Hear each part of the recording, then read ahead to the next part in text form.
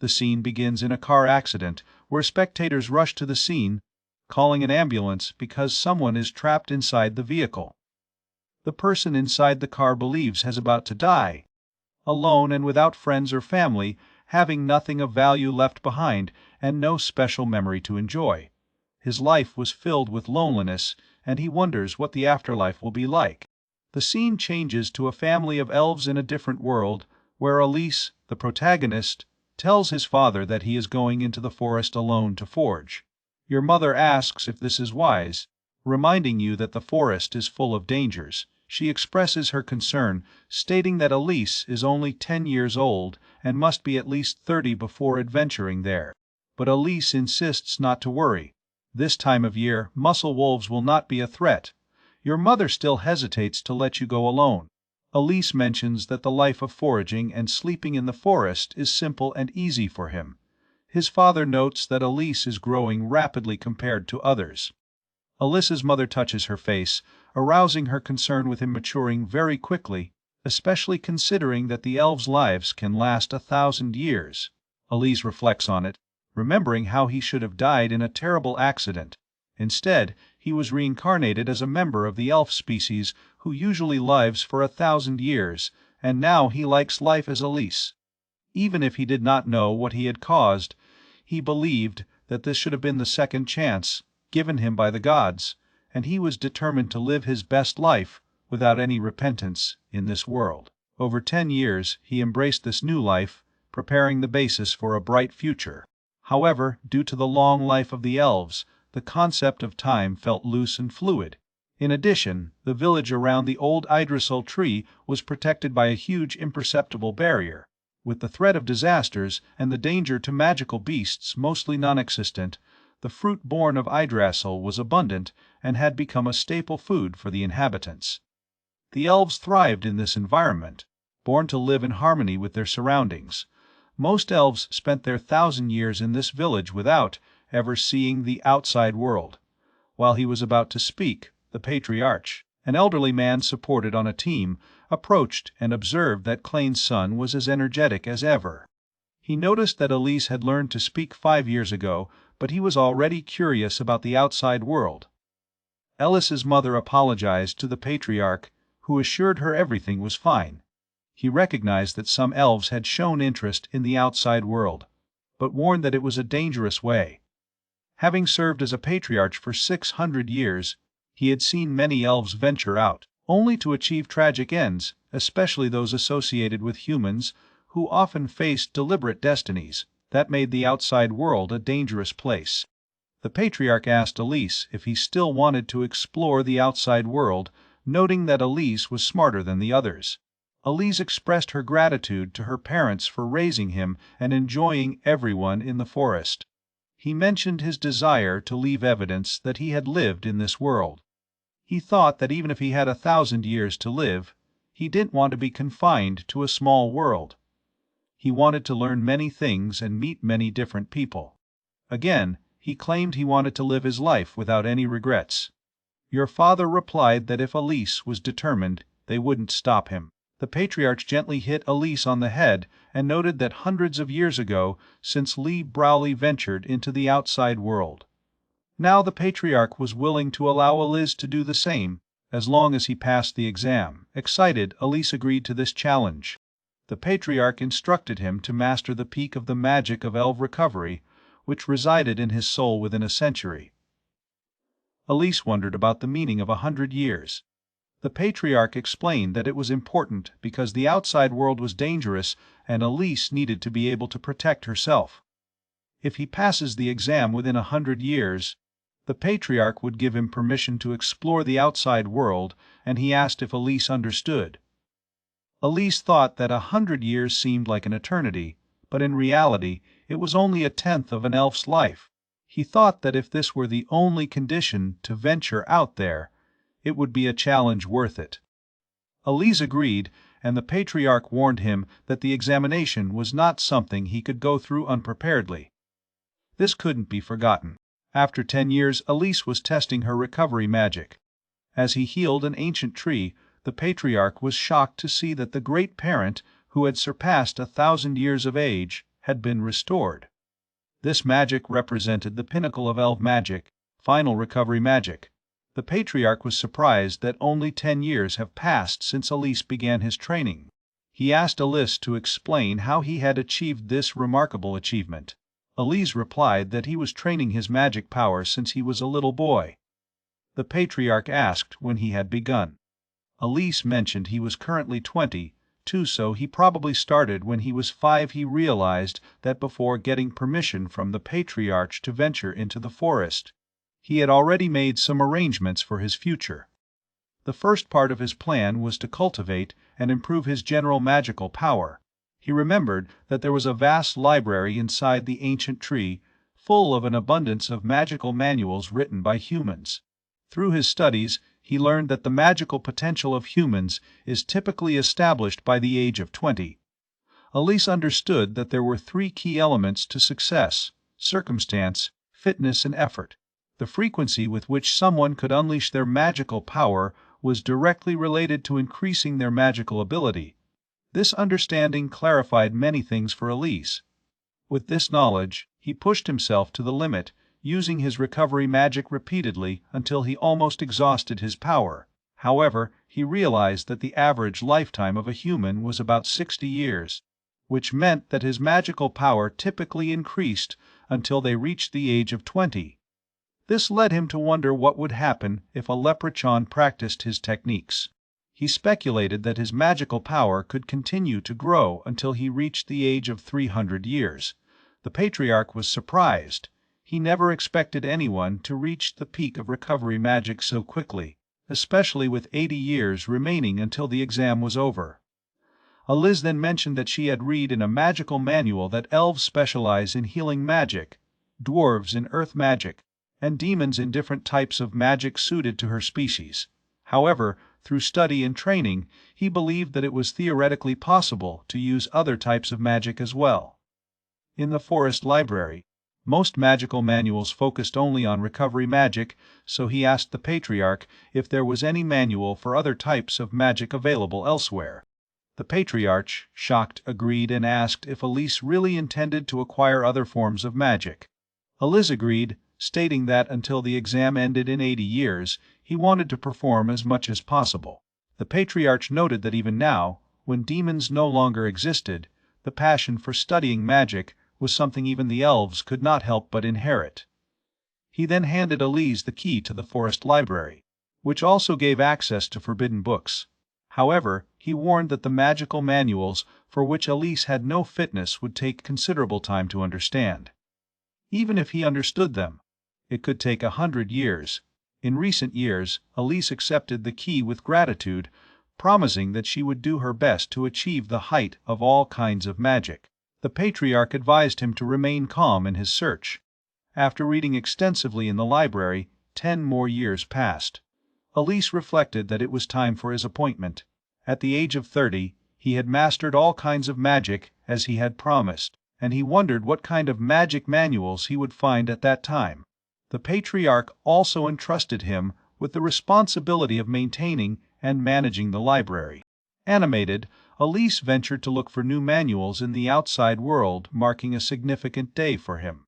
The only interaction between the elves and the outside world was through humans, who managed the surrounding area, particularly the House of Verlanda. The former Patriarch and the head of the family had forged a promise, initiating a long-standing cultural exchange among their peoples.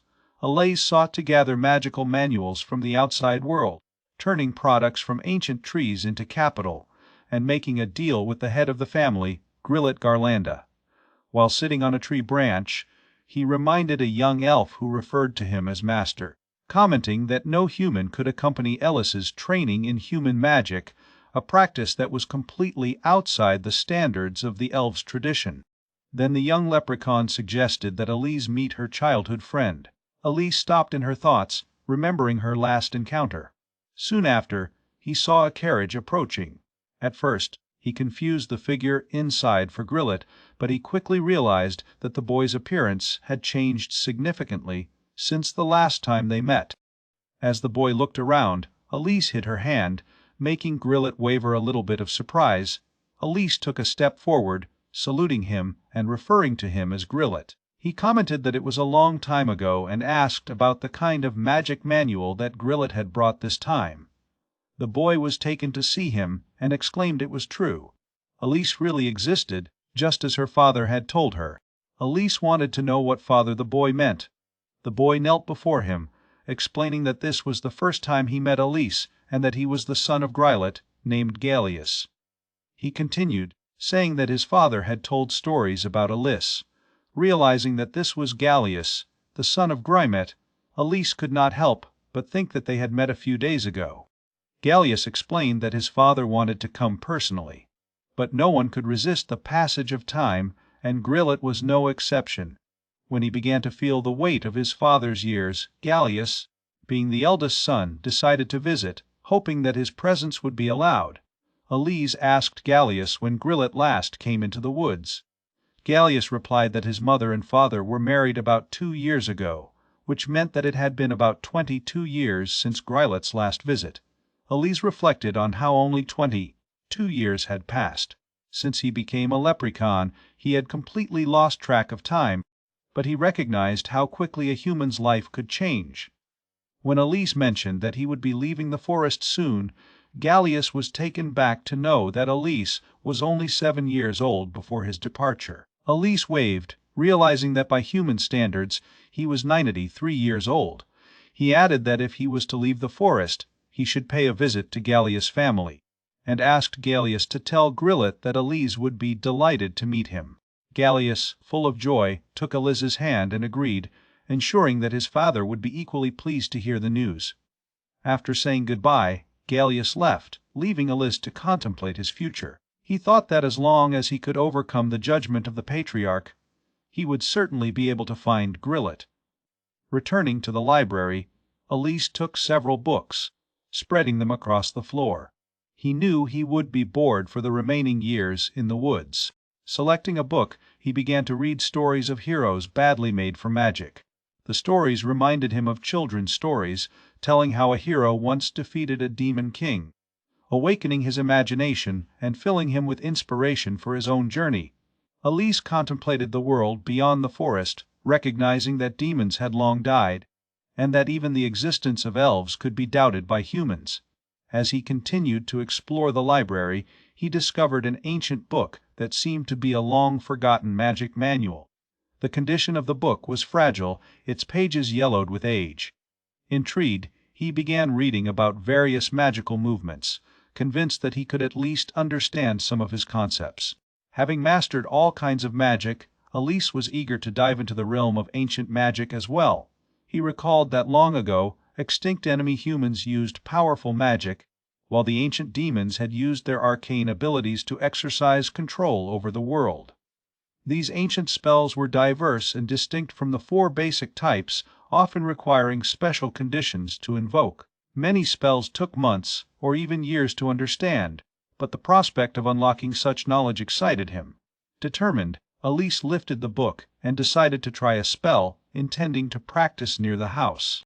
He sang the enchantment to the magical movement, Vizindali feeling an unusual course of energy through it. When he completed the singing, he wondered if he had actually pronounced the spell correctly in his first attempt. In an instant, he teleported into a dense forest. The air was full of tension, and when he opened his eyes, he was immediately struck by the disturbing growl of a nearby creature. The smell of blood permeated the air, increasing its senses and shaking its spine. Lise realized she had entered a kingdom far more dangerous than she expected. While Lise was gathering his positions, he realized that he was standing before a group of monstrous creatures, their threatening forms around him. Behind him, he noticed some humans, their expressions a mixture of confusion and alarm. They whispered among themselves, wondering where he came from and if he was one of the guild members. Lise felt a wave of confusion. He had no idea what they were talking about. It seemed that, despite successfully using the magic of movement, he had somehow exited the protective barrier around his forest. His mind ran while assessing the situation, then his look fell on a human child, lying near the monster's feet. She was injured, but she's still alive. Concern flooded by him. Guided by instinct, Lys approached the child, determined to help her escape the imminent danger. He remembered that after leaving, he had learned and cast a new motion spell. He was supposed to show up near the house, but it looked like had landed somewhere unknown. Judging by the situation, it looked like he was outside Adrezel's hidden barrier, and behind him were humans he had never met before. Those people asked who he was and if the guild had sent him. Lys thought there was a bunch of beasts in front of him, and that a child had been attacked by them. A man explained that they were being chased not only by magical beasts, but also by guild bandits and their merchandise. He regretted that their luck was really terrible. Suddenly, a wolf roared, and the group realized it was pointing at them. The panic started, and everyone started running. Lys noticed that although they intended to use him as bait, he would not allow this to happen. Leaving aside the injured child, he refused to let their plan succeed. Lys then cast a shadow spell, Black Whip, to capture them all. People wondered what this strange thing was that had entangled them, leaving them unable to move. Lys turned to the injured child, thinking she could help. Soon then, he saw the wolves running towards him. He activated the hardening spell, increasing his magic, and then he hit one of the wolves with the fist of the beast. The wounded child saw Lys fight. Lys noticed it was his first time using the strengthening magic created by a beast man, and he didn't expect it to work on his muscles. He quickly sent the next beast. A man noticed Lys's ears, and asked the boss if they belonged to an elf. The chief questioned why a being who only existed in legend would be in such a place. The third man arrived, saying there were rumors that elves could only use healing magic. Then Lys looked at the child and realized she seemed to be the only one barely breathing. If she were still alive, he could cure her. He approached the girl, reassuring her that everything was fine, and that she would regain her strength soon. Lys activated the dragon's ability to restore his health. A man wondered if Lys was burning the child. Your boss denied it, explaining that the girl was absorbing the flames. Finally, the girl was cured, and in shock, the man observed that a wound that could only be healed by the great healing magic had been healed in an instant. When the girl tried to say something, she pointed a collar around her neck. Lys understood, observing that she had a binding magic applied to her, preventing her from speaking. She agreed. He touched his collar and explained that if anyone besides her master tried to remove him, he would fall. He realized that magical tools were made for slaves and understood the situation, so he told her to hold on and that she could trust him. First, he would remove the spell from the collar. He needed to infuse it with more magical power than he ever possessed while simultaneously introducing some magic of destruction. Lys cast the spell of destruction, the devil's thread, and when he took the collar off, he threw it aside just before it exploded. He told the girl that she had done well to endure during that ordeal. The boss said Lys probably destroyed a magic seal. A man asked if Lys really was an elf. Lys approached them, wondering what to do now that they've discovered him. The boss explained that they had been charged with protecting the children, but their luck had run out when they found a bunch of muscle wolves. They even tried to fight back, but those animals divided them and devoured them one by one. Lys helped save them. Otherwise, everyone would have been killed and eaten. Thankfully, they asked him to release all of them. Lys wondered if they really intended to help, and realized that they might have understood their position. But he was an elf. Thanks to his vast experience, he learned of their plan to steal everything. They were shocked to learn that he knew about their scheme, and he informed them that he would ask 3 questions. First, he wanted to know who they were. Second, he asked why they were changed. Finally, he asked about their purpose in taking young children as they traveled through such a dangerous forest. He warned them, if they answered honestly, he would spare their lives. They were scared and promised to answer the truth. Finally, they admitted that they were simply hired slave traders, and that parents were willing to sell their children when they needed money. For the second question, they explained that they were being chased because someone in the guild had set them up. As for the third question, they revealed that while they were on their way to deliver the merchandise for an agreement, pursuers had begun to pursue them, leaving no choice but to take the path of the forest to escape. Lise reflected that in this world, the nature of humans had changed little of their own. He recalled the words of the patriarch who had warned him never to get involved with humans. How fierce and savage and sneaky they were. The patriarch urged him not to forget those words. Lise stopped remembering, and the boss insisted that since they had answered all the questions correctly, he should let them go. Lise recognized that the patriarch often advised not to get too involved with humans, suggesting that they would forget that they had met him when he was about to act. The boss asked what he was talking about. Lise cast the memory-altering spell, Memory Burial. Since everyone seemed to be blank, he decided to leave them there for now. The girl pulled his shirt, referring to him as his savior, and asked if he was an elf. He waved and performed as Lise. He felt relieved that she could speak again and apologized for not being able to help the other children. He then noticed a cross-shaped scar engraved on his chest, probably created by magic tools as proof of his slave status. She told him that if she was stronger, she could certainly help those children, at least enough to protect them. But she felt powerless to do anything.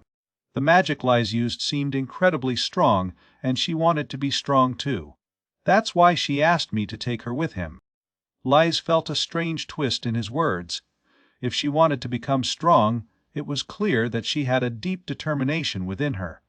Although he had been warned to avoid getting involved with humans, he discovered that he could not abandon her. Since he was already intruding on this case, he felt a sense of responsibility to bring her back home. He remembered he was no longer human. He stood up, apologizing when he said he couldn't help her at that moment. He thought about how, after reincarnating as an elf, his life had increased significantly. The way elves experienced the flow of time was very different from how he felt as a human. Allowing her to accompany him, knowing that his perceptions of time were so different, they felt wrong. Besides, he would have to wait another 7 years to be able to leave for the outside world. Although it may seem like little time to him, it would be a long wait for her. He couldn't bear to erase such a determination from her. He decided to knock her unconscious. Only then, he heard some people approaching, asking about the slave traders in the area and the intention to prevent their escape. Lise decided to leave the rest to the guild. He jumped into a tree branch, ensuring that in 7 years, if the determination of the girl remained unchanged, they would certainly meet again. Then he returned to the library, where he later heard rumors of an incredible girl who called herself the Nameless Woman. They say it has great vigor and achieved remarkable military achievements. Finally, 100 years have passed since Lise became a leprechaun and a strange girl visited the patriarch's house. He apologized for summoning her, and she replied that everything was fine. The patriarch mentioned that Lise always showed up there. He remembered how he promised to train. Lise was 100 years old, but it looked like Lise's heart hadn't wavered. Elves should live their lives in the village under the protection of Yggdrasil. The patriarch then asked the girl what she thought might happen if such an elf ventured out there, comparing it to a mouse jumping on a battlefield. The girl replied that the result would be clear when they saw the fire. As Lise looked out, he thought to himself that the day had finally come. He had trained for 100 years for this moment, and now the day of examination that would allow him to leave the ends of his home had arrived. The patriarch met with Lise to inform him that the examination had ended. After spending a century in training, Lise's desire to leave the ancient forest has not changed. Lise agreed to that feeling. Only then, they heard a voice addressing the patriarch, noting that it seemed that they had a lively child preparing for the departure. Lise noticed that although someone was talking, he was unable to see the person.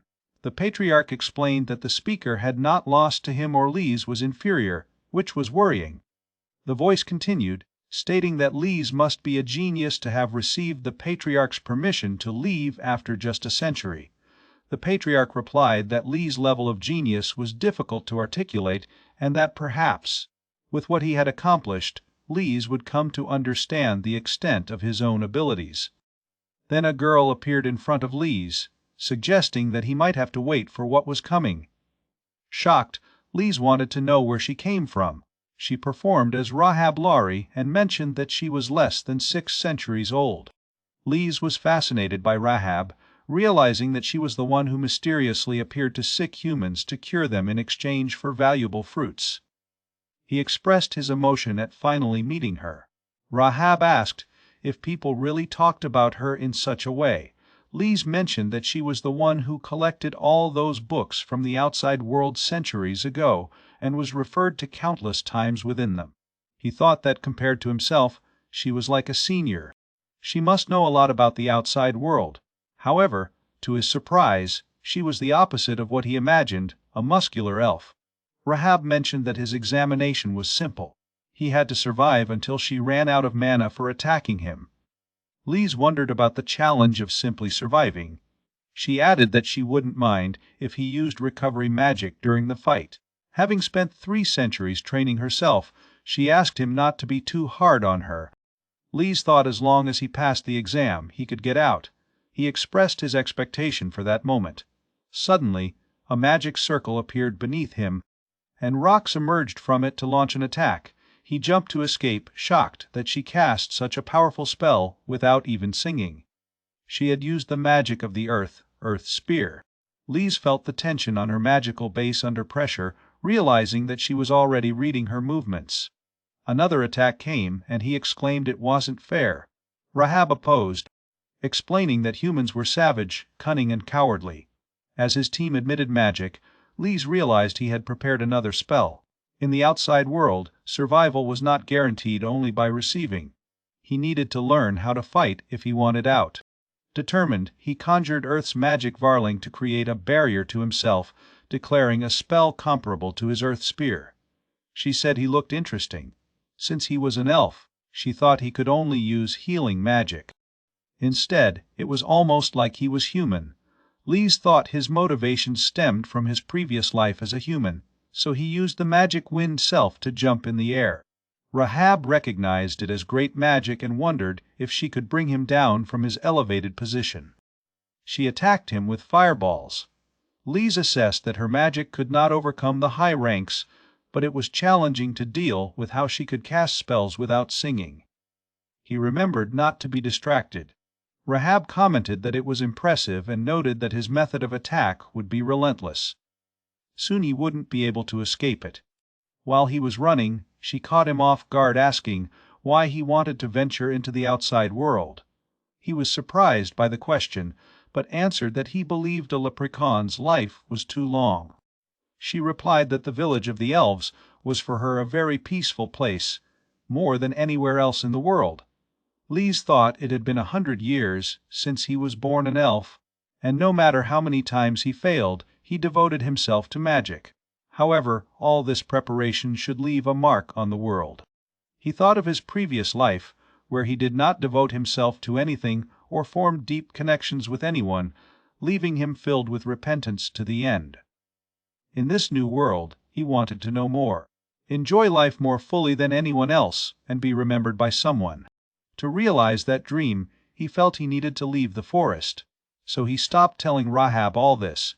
She thought about it for a moment, and Lise also asked why she wanted to go to the outside world. Rahab showed them a fruit and explained that she wanted to eat many tasty fruits. He was shocked to hear that, realizing that she only attracted people in exchange for fruit. She confessed that she had enjoyed the fruit for a long time and that in the forest, she could easily reap cuckoo fruit. However, after 50 years eating them, she got tired and wanted to try other fruits. So she wanted to travel to the outside world. He was surprised and asked if she had trained for 300 years. She replied that she had done her best, and somehow 300 years passed. He mentioned that it was good that she spent so much time training and asked about her companions who had left without training first. She replied that everyone had been swallowed by the waves of the world. Thanks to her training, she was able to travel safely and acquired the dark magic of humans over the last centuries. It was this power that allowed him to enjoy various fruits from different lands. Then she ate the fruit and observed that at one point, she had found the outside world to be incredibly pleasant. However, recently, the flavors of these fruits had decreased in quality. He wondered about the food. Meanwhile, the patriarch was secretly watching them both. Rahab commented that they talked for a long time and suggested that they continue the examination. Now it was the final part where she would use all her power. She used fireballs and other spells to attack him while he was using wind magic, summoning a sylph to try to escape her. He realized that now he could only rely on magic without corners, but she was able to use several different elements simultaneously. If it comes to that, he knew he should attack too. He summoned magic and magical power, using his beast fist to attack the material and his spear to break it. She took a play and observed that he managed to destroy it. Lise asked what it was. Rahab replied that it was a magical stone powerful by elementary magic created by humans. Inserting only a small amount of magic power, he automatically cast spells. Lise expressed the surprise that humans could create something like this, noting that all the magic that Rahab used until then was not hers. He wanted to know if she was really capable of using so much magic without singing.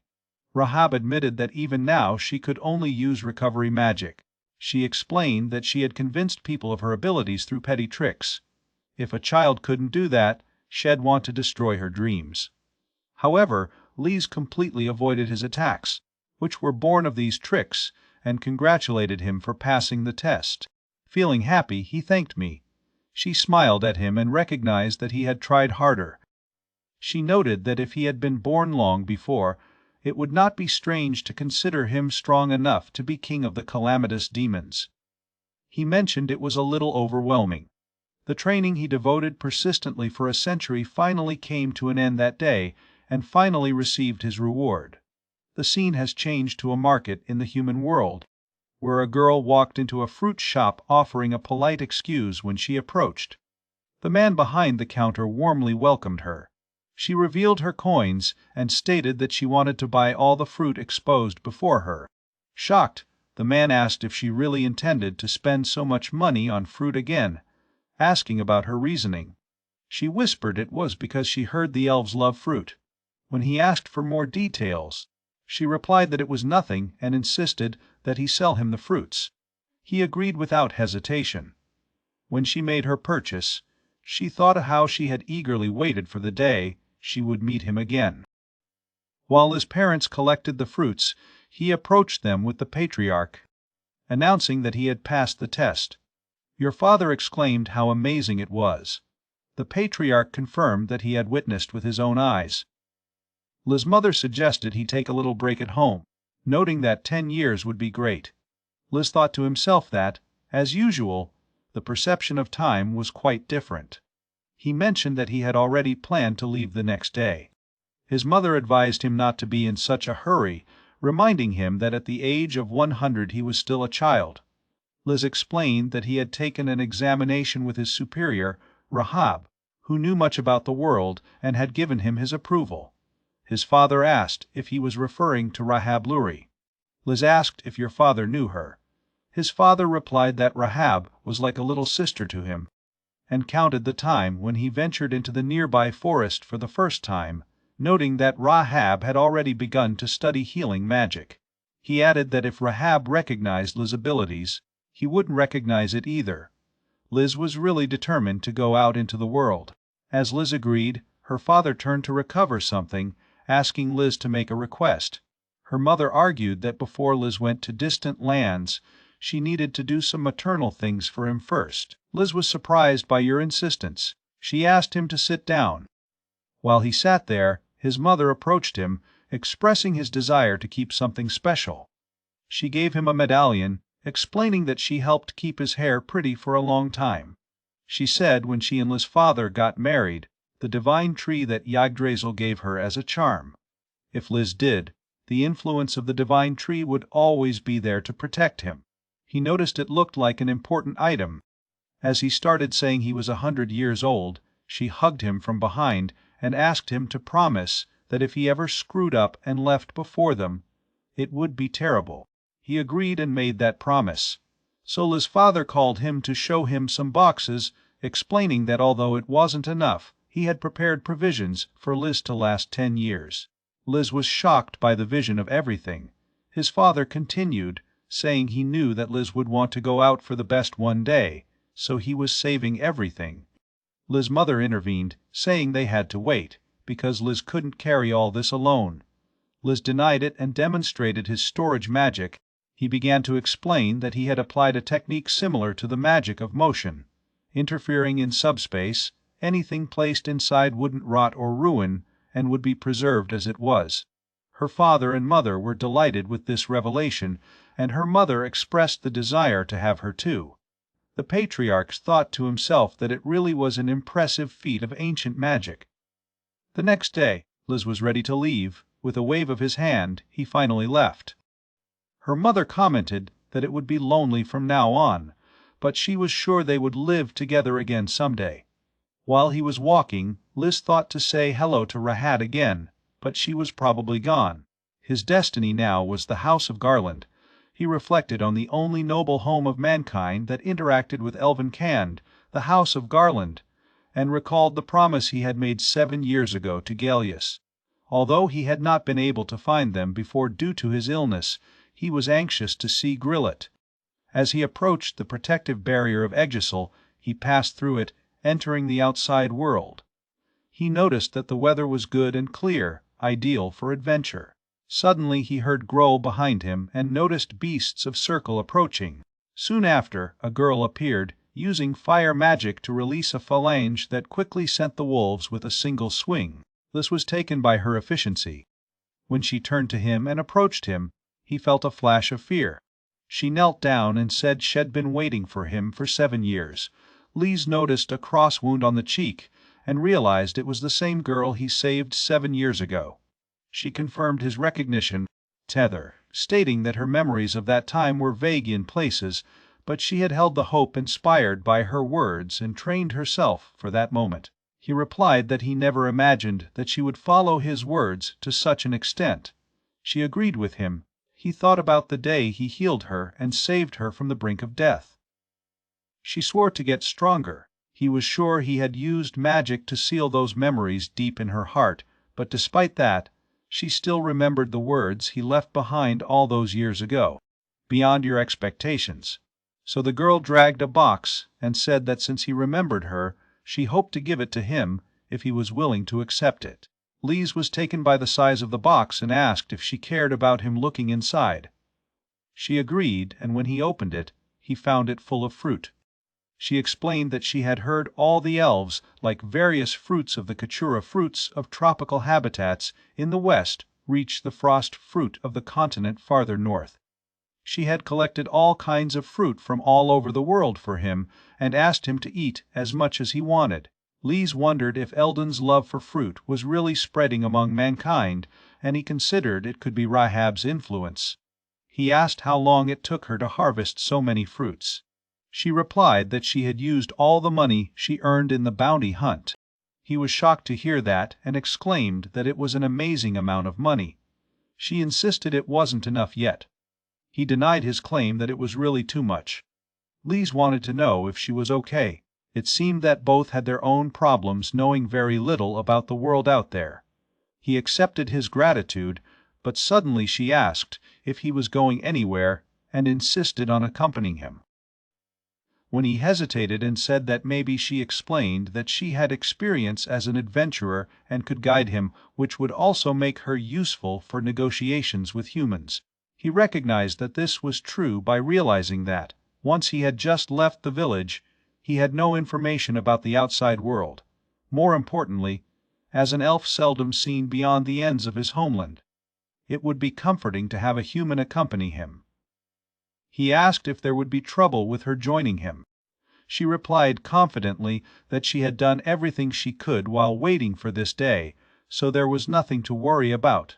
Confused, he asked if that was really the case. She waved and kept saying that because she wanted to become strong, she wanted to learn from her strength while she lived. Liz found his insistence remarkable, but he could not help but wonder about his words, as long as she lived. Considering your age, you can reach about 40 years. He was shocked to think that she was planning to be with him for 40 years, even if it looked like something overwhelming.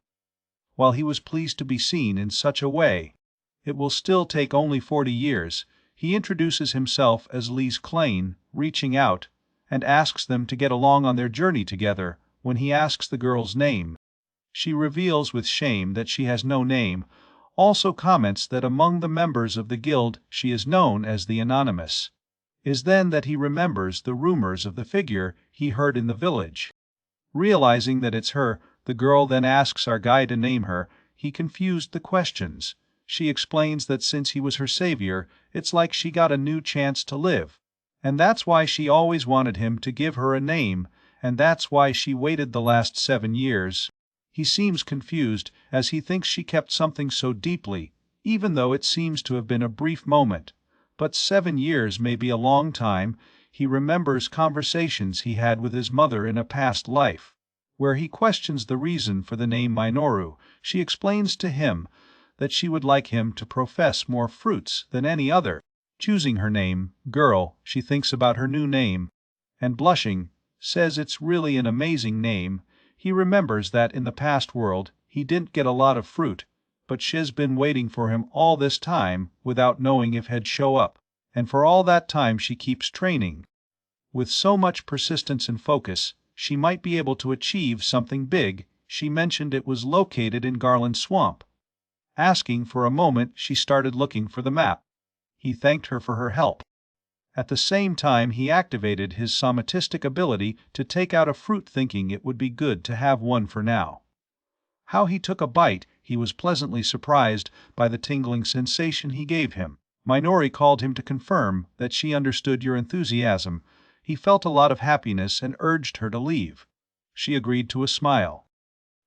First, they approached a man, and Minori told him that she would like to take it out on a horned rabbit, and 3 slime asking what would be the best offer he could offer. She heard other people referring to her as the strange lady and cried out that her name was Minori. They both felt a little confused. Liz used a coat to hide her ears and thought Minori was famous here. She mentioned it looked like they'd have enough to get to the Marguerite-Gerland border. A man asked if they were really going to Gallius, the feudal lord of that area, who had taken control of the previous lord. Since then, the economy had increased rapidly, mainly due to an increase in requests to hunt magical beasts, allowing adventurers to finally have enough to put food on their plates. Lise has thought about how 7 years since she met Gallius. The scene changes to 3 years after he left the land of the elves. While he and Minori were walking, she pointed forward and asked him to look. If they crossed the path, they would be able to see Fort Kuker, which is part of the Marguerite-Gerland border, just a little further. He thought that for someone like him, who knew nothing about the outside world, the presence of Minori was a blessing. Minori explained that they had left the forest, and that Kuker should be near the border. The feudal lord of Gerland kept many magical beasts on those forest borders that helped protect the empire from the haunted forest. While Lise was walking, he saw 2 people sleeping while he sat down. He observed that the closer they approached the fortress, the lower they found. Minori mentioned she recently learned of an invasion of magical beasts. Lise thought of Gallius, the feudal lord who had an extremely good reputation, but he seemed unable to cope with the wave of magical beasts. Lise ate some fruit and asked Minori if it was just him or if that apple was a little out. He offered her some. When she took a bite of the fruit he had eaten, she asked if it was okay for her to eat something he had touched with her lips. He made sure everything was okay, and she ate, commenting that she had no taste of anything unusual. Actually, she thought it was even better after Lise took a bite. Lise knew the taste of the fruit has been decreasing lately. He then said he wanted to check something out and used his magical observation Gronosis on the fruit. He discovered it was composed of 80% water, 12% sugar, and 1% other components and miasma. The presence of miasma shocked him, and when Minori asked him what it was like, he despised, saying it was nothing and that it was just delicious to encourage her to have more. She felt emotional hearing his words.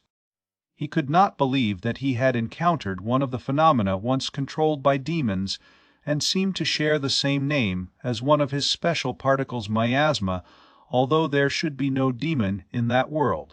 They've reached the Fort Cure, where Lise spoke to a guard.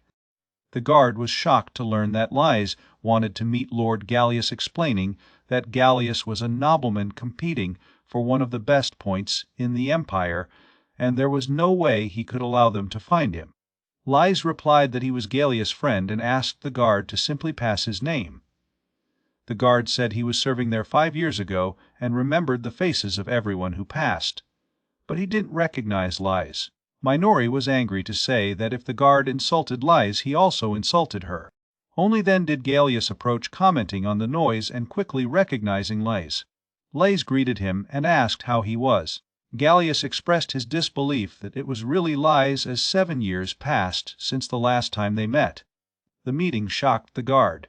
Gallius told Lies he was glad Lies remembered his promise. Lies explained that he came to meet Gallius and Grillet. Gallius informed Lies about a conversation with Grillet, mentioning that Lies had to pass a test to get out of the forest. Once Lies left, Gallius encouraged him to visit his village, which was known to be a place only elves knew. Lies agreed and told Gallius there was something she wanted Grill to do. He asked Grillet to make sure he didn't die until Lies left the woods. Grillet agreed and told Lies to get out of the woods as fast as she could. Lies promised. Gallius understood the promise his father had made to Liz. Minori asked Lies if he had also been friends with the previous feudal lord. Liz replied that Gallius was a little different from the Grillet. Minori asked if that was the case. Gallius explained that he wasn't very good at fighting. While his father had earned the nickname of God of War for his combat exploits, Minori asked about the kind of relationship Lies had with Grillet. Lies replied that Grillet was the first human to speak to him and was his friend. Gallius mentioned that his father had told him a lot about Lies, and when Lies emerged from the forest, both worked hard to create a local beer, and he swore to make the world a better place. Lies said it was good to hear, but she wanted to know what she would do if she had forgotten their promise. Gallio laughed and suggested that it would make your father a bad guy. He assured Lies that his father had not forgotten his promise, he just had to keep it, although he was currently in a vegetative state. They then entered a room, and when Lies saw Grillet lying there, he asked if it was Grillet. Gallius explained that his father had been like this for 5 years, and the doctors had already given him up. He was sure his father would be happy to know that Lies had come to visit. Lies greeted Grillet, saying it's been a long time since they met. Gallius added that his father had been a strong warrior who had protected them from pirate attacks and magical beasts for 20 years. 5 years ago, someone found Grillet badly wounded on the battlefield. Since then, he has remained unconscious, getting weaker every day. Gallius assumed the role of feudal lord, but he had to exercise that power to protect the land. His father had fought to defend him alone, and even though he was seriously wounded, Gallius had no idea how great his father really was until he disappeared. Liz thought before his arrival, remembering Gallius' good reputation, but he had no idea of the severity of the decline in Grillet's health. Liz was sure Gallius kept this information secret to avoid panic. He wanted to know if Grillet fought the magical beasts alone.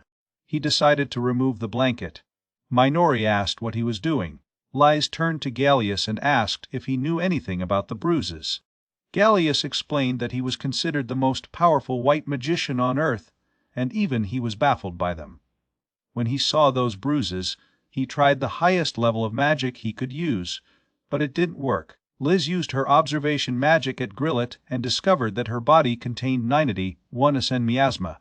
He recognized that hematomas were a manifestation of miasma, which was present in such massive concentration within Grillet's body. Liz understood that the white magician could not fight such a high level of concentration of miasma, and that Grillet's body was rejecting it. Then he asked Gallius if he had tried the highest level of healing magic. As Gallius agreed, Liz said they'd have to go beyond that and use the magical alternative recovery. He was sure Gallius hadn't tried yet. Gallius smiled and assured Liz that he was doing his best, but there was no way it could work. Liz insisted he hadn't stopped for 100 years. He came to see his friend and couldn't leave without saying a word to him. Gallius understood what Liz was saying. Liz asked him to listen carefully, and he explained that even if Grillet woke up, he probably wouldn't have much time to live, probably around 2 years. Lies asked if Gallius wanted him to revive Grillet. Gallius replied that his father had always fought alone for them, and that he had never been able to express his gratitude. He left everything to Gallius, saying that if Lies could bring Grillet back, there were hundreds of things he wanted to say to him. Lies agreed and prepared to use the final recovery magic. He reminded the legend of how humans could theoretically free her, a process that took several decades to succeed, known as the pinnacle of recovery magic.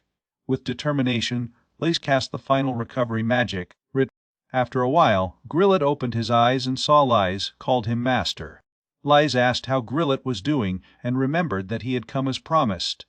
Gallio was thrilled to see his father awake, and held him tightly. Lies reflected that that day, her 100 years of hard work were finally accomplished. Although he could only give Grillet another 2 years, he had managed to bring new life to his friend. Grillet expressed his disbelief by waking up and finding his master beside him, observing how much Gallius had grown. Lies recognized that it must be difficult for Grillet to accept everything. Grillet confirmed that Lies kept her promise.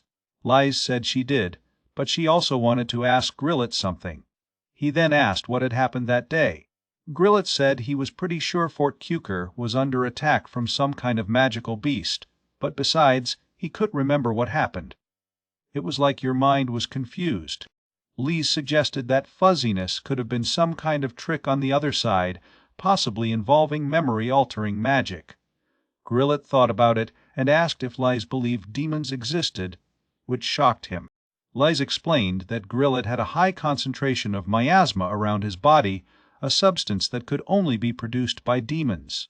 Grillet asked if Lies was implying that this was the work of demons and what he should do now. Lies replied that to begin with, they needed to remove that fuzz, and he asked Grillet if he would allow him to look inside his memories. Grillet asked Lies to be kind.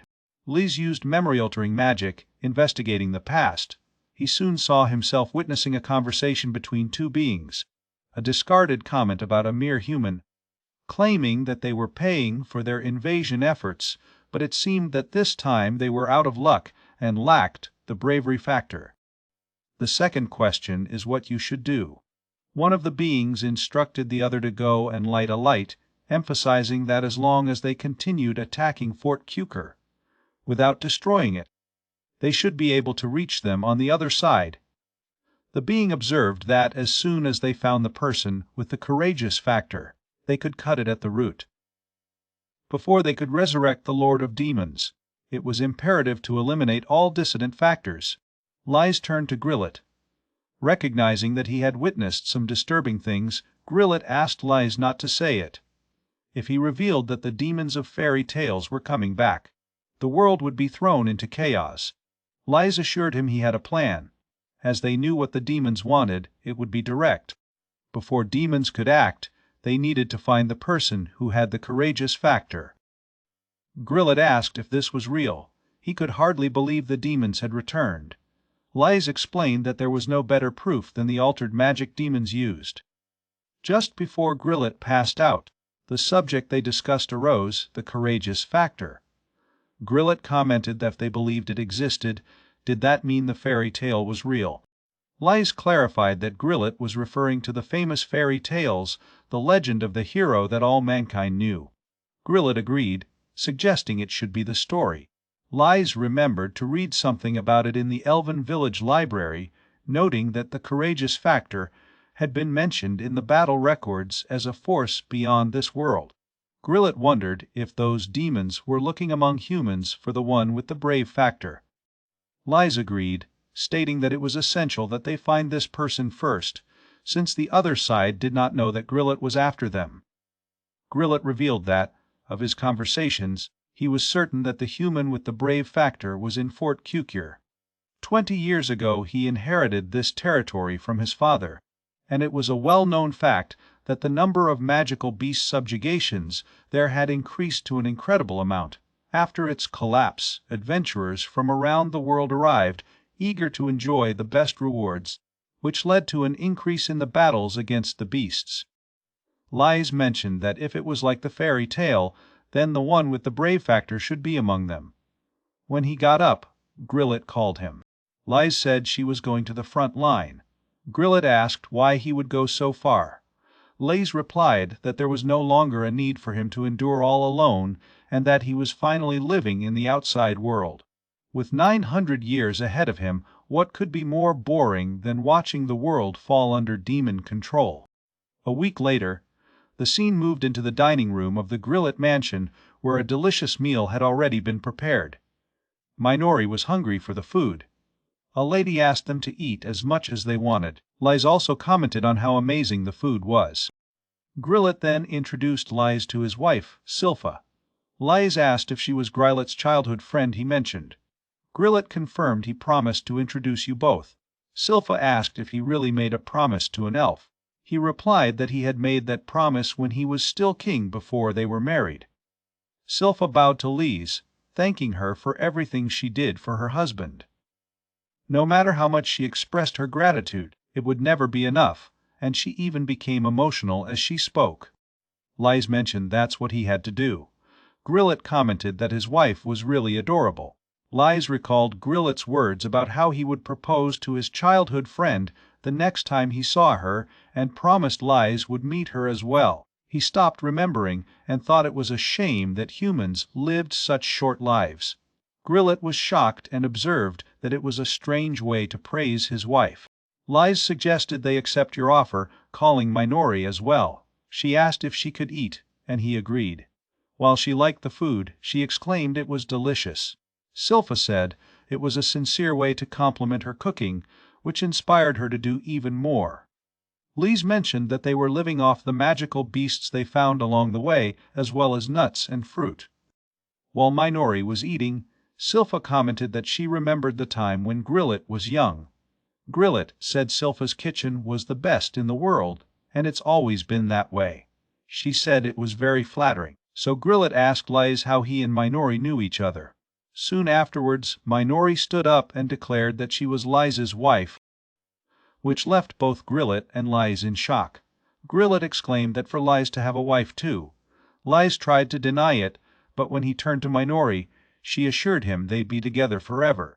Lise explained that Minori expressed his desire to become stronger, and in exchange for teaching her about humans, he allowed her to accompany him on his journey.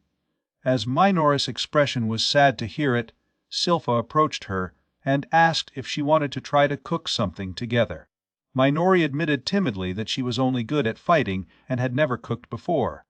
Silpha assured her everything was fine and she didn't have to worry too much. After all, there was an old saying that the way to a man's heart was through his stomach. Upon hearing this, Minori smiled and said Lise would be happy to hear it, so she would definitely do her best. While they were both going to the kitchen, Grillet called Lise and mentioned that he had heard that it was very difficult for humans and elves to have children together, a fact the boss had told him long ago. Lise asked why Grillet was talking about it now. Grillet then asked about what Lise intended to do about it. Lise replied that, unfortunately, he saw no sign that Minori liked him at the time. Grillet expressed his pity for the situation. Lise reflected that in reality, she may have pursued those feelings for a long time, despite the odds. While Lise and Minori were leaving, he assured them that they would return. Grillet said he was counting on Lise. Gallius then interjected, mentioning that Lise was going into the largest circular forest, Vastera, located between Fort Kuker and Riedel, where magical beasts had appeared frequently. It was a pretty uncertain place to be, so they needed to remain cautious. Lise and Minori left for the forest, where Lise noticed it seemed to be a main area for adventurers hunting magical beasts going to Kuker. Minori agreed, stating that she herself had gone into the forest and hunted magical beasts that reached the gates of the fort before. In this area, they could keep an eye on both the adventurers and those behind the magical beasts at the same time. Lise mentioned that, according to Grillet, there was an empty house in the woods, and he was thinking of turning it into his base. Minori wondered if it was really possible to find the one with the brave factor, given that his only clue was a fairy tale. It would be looking for someone who couldn't use any elementary magic, but they would know for sure unless they asked everyone to demonstrate their magic in front of them. Lys replied that with his assessment ability, he should be able to tell if anyone possessed the hero factor. However, with so many adventurers around, they would have to evaluate each individual. Minori expressed his astonishment and asked if he could actually use his magic to find the person with the hero factor. When he agreed, she turned her face, saying he was impressive. He then activated his magical status assessment. After a while, he asked Minori if she was okay with that approach. She asked what he meant. He explained that they had already discussed it, and that it could take a long time to find the one with the courageous factor, who can hold them in that forest for a long time, possibly even years. He noticed that she could lose her entire human life if they stayed there. Minori said had made up his mind. She spent 7 years chasing an illusion, and she said that for her, happiness meant staying by her side and growing stronger. She decided to follow him for the rest of her life. Minori blushed and declared that even if he insisted that he didn't want her to stay, she wouldn't leave him. Lys thought to herself that he was getting a little too close for comfort, and he turned to calm down. Soon after, Minori called him, saying he had seen the house. Lys reported it was a 6-hour walk from Fort Kukir to that location. Minori asked what kind of house it would be in the middle of the woods like this. He explained that before the area was invaded by monsters, Grillet's predecessor used it as a vacation home. Upon hearing this, Minori assumed that a nobleman's holiday home would be luxurious, but when they arrived, they found the house in ruins. Lys suggested they start cleaning up. She seemed shocked, and Lys asked what was wrong with her. Oppressed, she explained that he had used magic to cleanse everything in an instant, and she had thought that this was finally her chance to be useful to him. He mentioned that it was useful and that he had made a temporary contract with the spirits around them, which is known as spiritual magic. He deciphered it when he was 78. Observing his deep depression, he asked why it affected her so deeply. She said she wasn't depressed. He insisted it was time for the final touch and used Yggdrasil Sylph, a magical barrier. He then collected some soil from a nearby location, leading her to ask what he was doing. He asked her not to hurry and wait to see.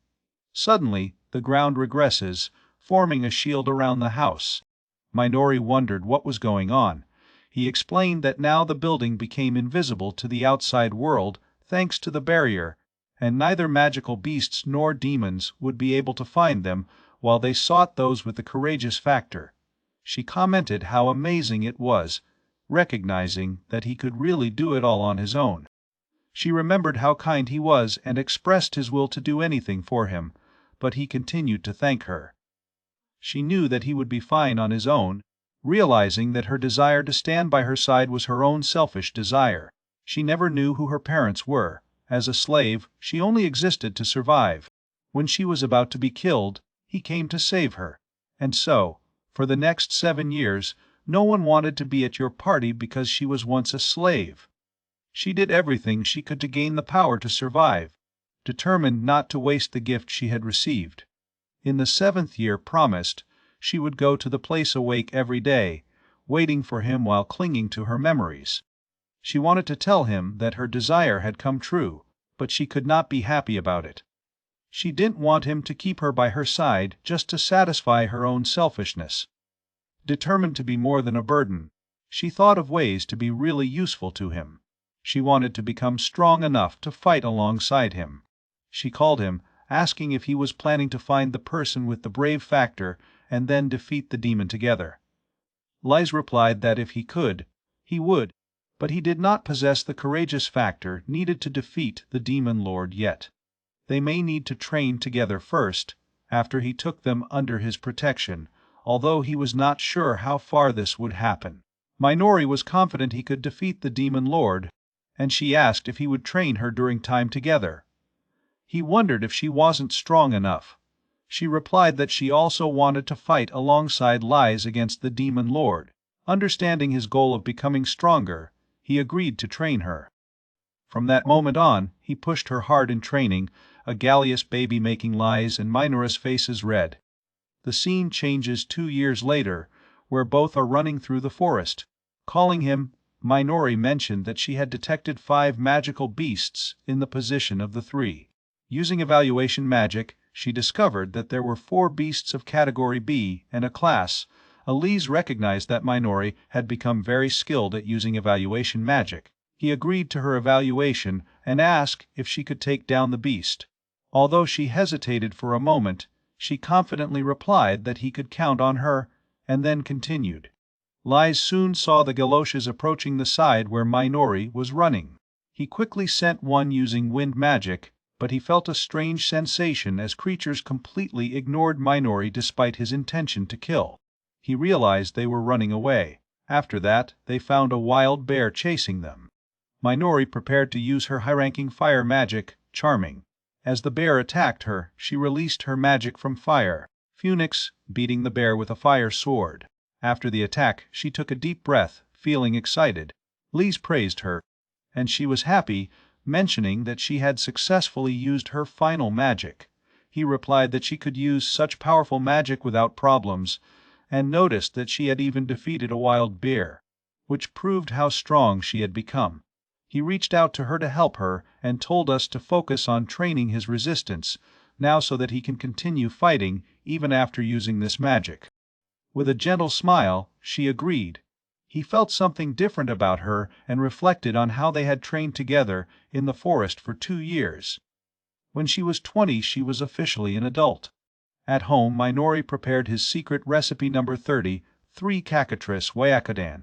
After Lise finished eating, he commented that it was another delicious dish and praised her culinary skills, observing how much she had improved over the past 2 years. She said it was all thanks to Silpha. Lise asked if there was anything worthy of note going on at Fort Kuker. Minori informed him that the magical beasts were still increasing as usual, but there was no information about the Bravo Factor or the Demon Lord.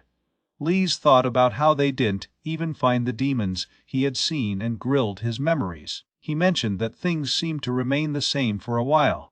Suddenly, a girl showed up at the window, making noise. Minori stood up to investigate, saying he was a magic messenger from Fort Kuker and she would check. Lise thought how fascinating it was that a magic tool like that messenger existed, considering the interesting possibilities of researching magical tools. Minori came back in a hurry calling for him. He asked what was wrong. She said it was about Grillet. Lise was reminded that almost 2 years ago since he had healed Grillet, so you prepared to use teleportation magic. They arrived at Garland's mansion, and as Lise called Gallius, the young lord expressed his gratitude for his visit. He also thanked Minori for accompanying him. Soon then Vice, the girl, came in and greeted Lise. He returned his greeting warmly. Gallius reported Lise that her father was present, but was no longer conscious. However, he asked to see Lise. Vice got in too, calling Grillet and letting everyone know Lise was there. As Lise looked at Grillet's face, he noticed how calm he looked. Gallius commented that Grillet looked nothing like he did 2 years ago. During that time, Gallius finally managed to talk to him. He explained that he had already lost his responsibilities as a lord, but now his father was teaching him everything he knew. More importantly, he had addiction next door. As he spoke, tears flowed in his eyes, and he expressed that everything was thanks to Lise. Lise reflected that 2 years felt like a mere moment for him, but all others accepted the passage of time. He wanted to know if Grillet was pleased too. Checking Grillet's pulse, he noticed he was still weak. Life was silently disappearing. Lise remembered that Grillet had been her first friend in this world and pondered when her hands grew so small. While contemplating, he wondered if it would be selfish to want a little more time. Sylphon encouraged Lise moving on, making sure they'd take whatever she wanted. Lise expressed her wish to speak to Grillet one last time. This revelation shocked Gallius, who asked how Lise could do this. Lise explained that it would be possible through the magic of death known as necrosm, an ancient art that governs the cycle of life and death, once wielded by a legendary necromancer. He asked Gallius what he would say if he could see Grillet one more time. Gallio answered seriously that he would thank his father. Suddenly Lise was teleported to a strange place, where he was looking for a gate through which countless souls were passing. He realized he must lead to the afterlife. Then Grillet showed up and asked if it was really Lies. Turning to face him, Lies heard Grillet say it wasn't the right time for him to be there. Lies reassured Grillet, telling him not to worry since he was preparing for this moment.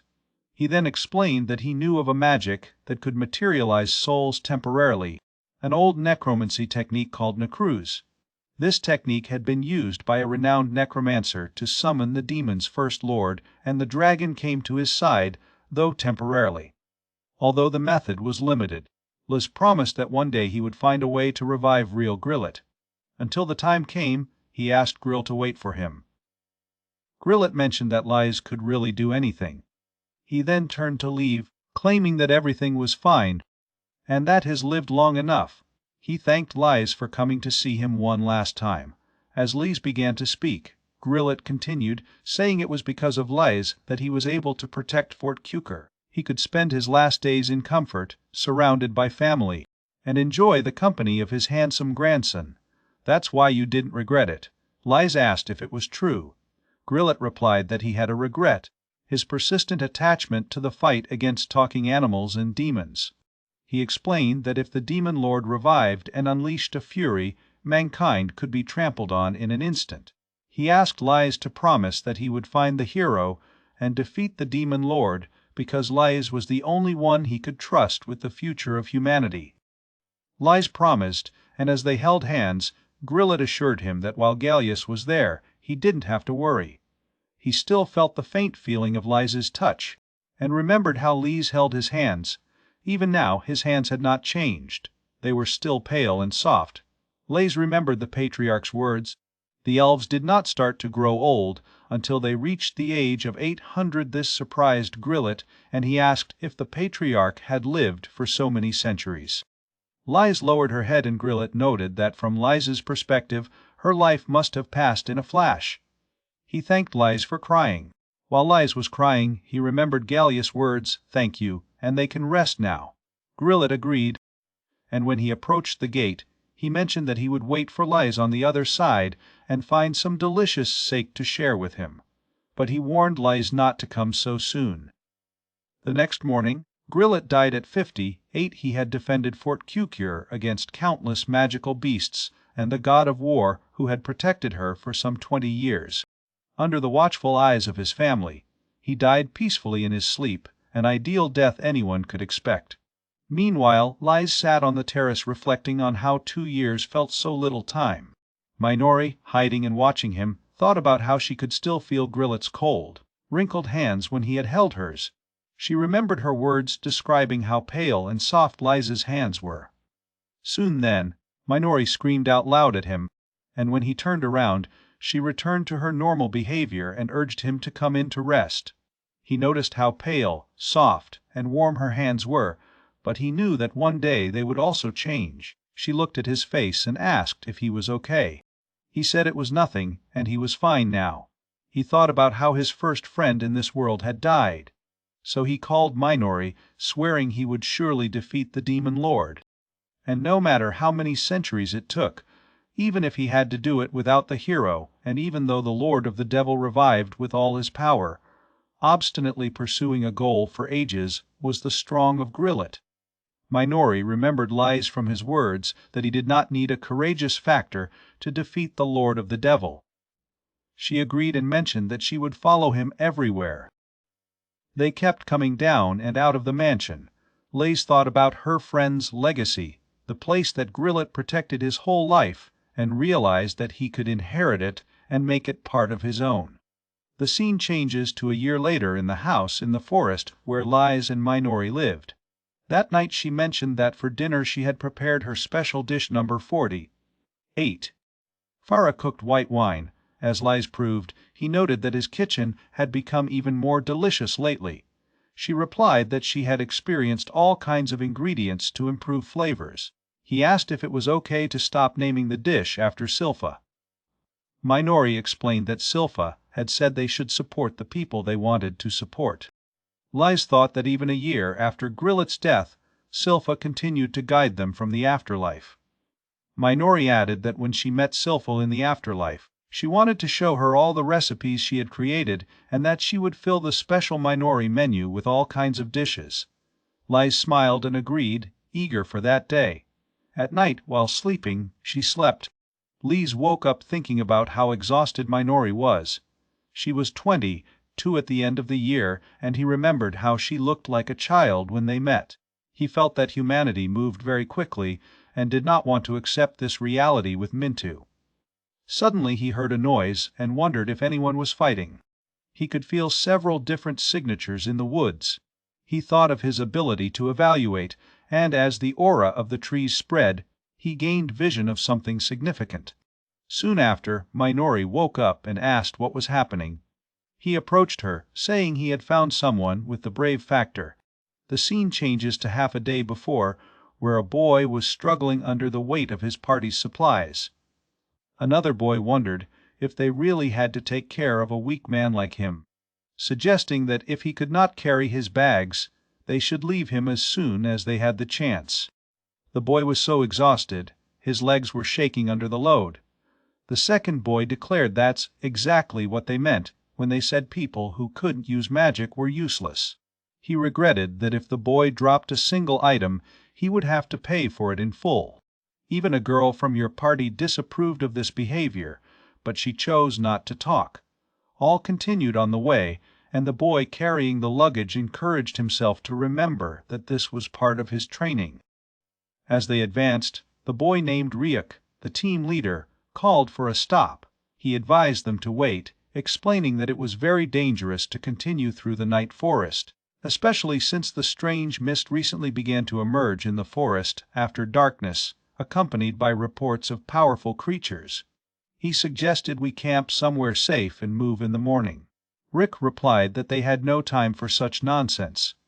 One of the twin sisters expressed her desire to succeed in the Solera mission and return home quickly.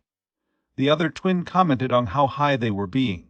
Meanwhile, a girl worried about the boy agreed Ryuk was right. The boy agreed and proposed taking a route that would minimize the chance to find dangerous monsters.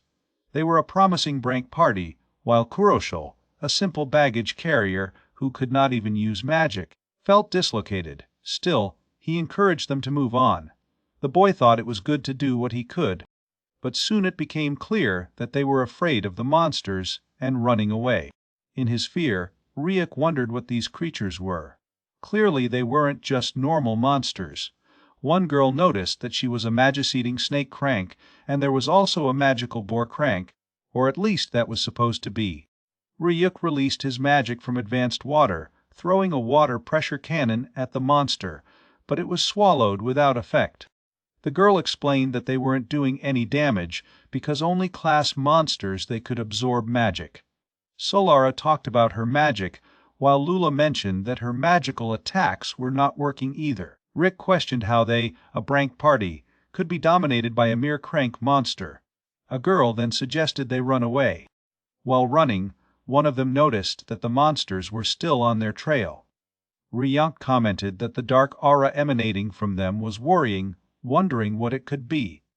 A girl explained that it was a collection of magical energy and probably the powerful entity referenced in Jin's intelligence report. She added that they should have responded to Jin's warning. Rick yelled at her to be quiet, remembering that she had ignored the warnings as well and should not start complaining now. Solara pointed out that, if they did not keep moving, the monsters would catch them, while Lula lamented that they would die. Jin suggested that continuing straight on the way would lead to their destruction, and proposed that if they returned to the fortress, the route would be safer. Ryuk insisted they weren't ready to come back yet. They were working for years to carry their supplies, and they were determined to lighten their load and buy new equipment. A girl complained it was too much. Ryuk replied that if she wanted to, she could take her share and stay behind.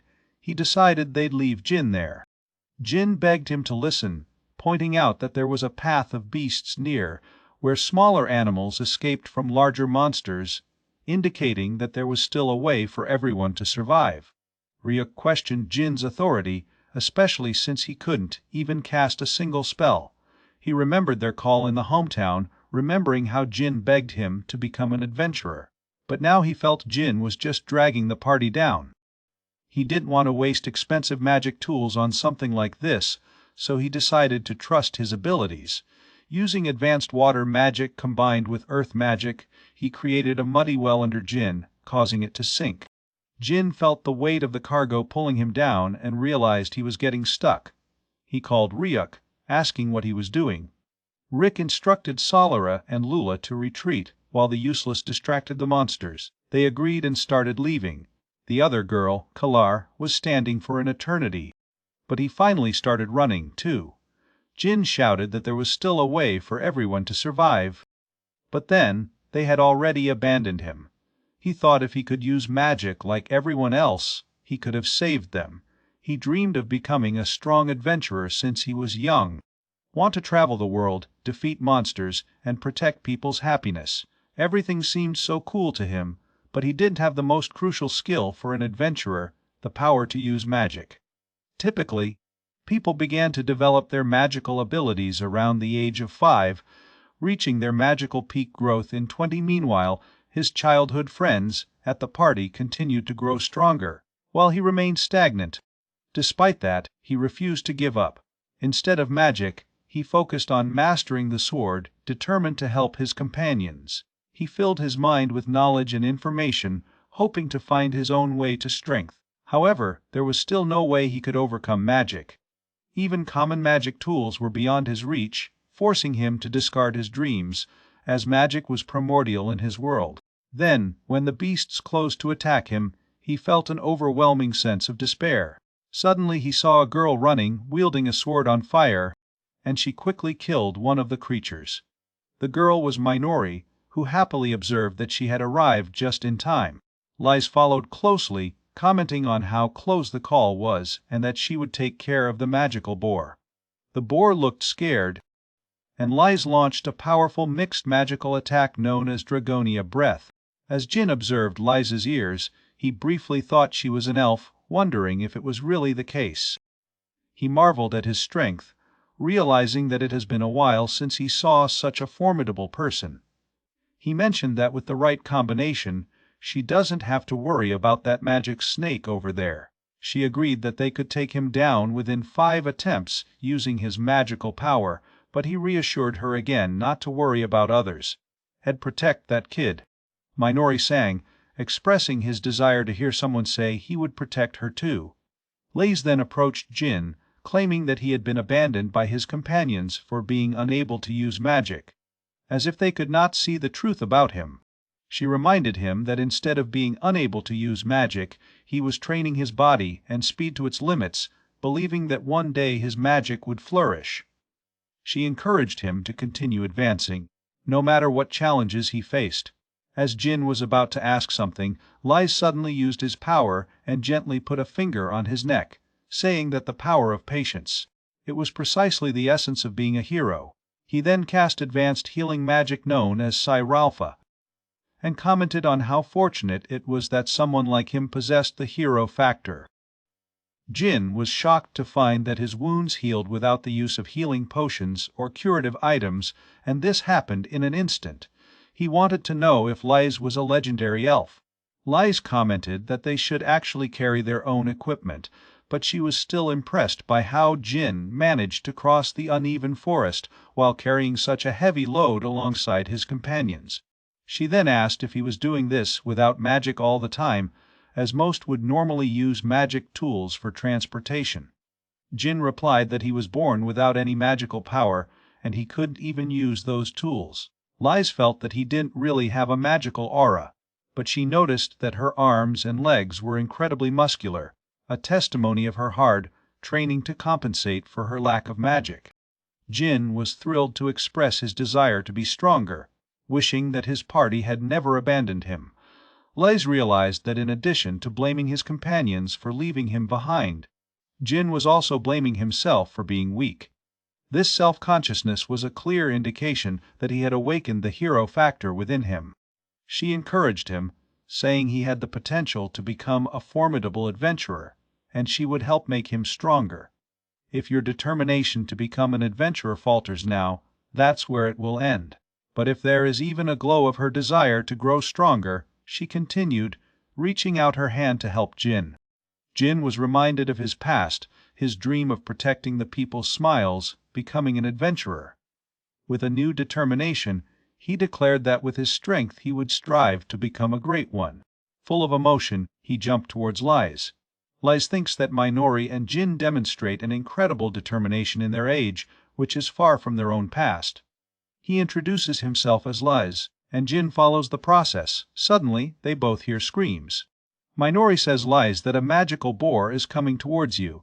Jin comments that his skin looks like a bundle of thorns.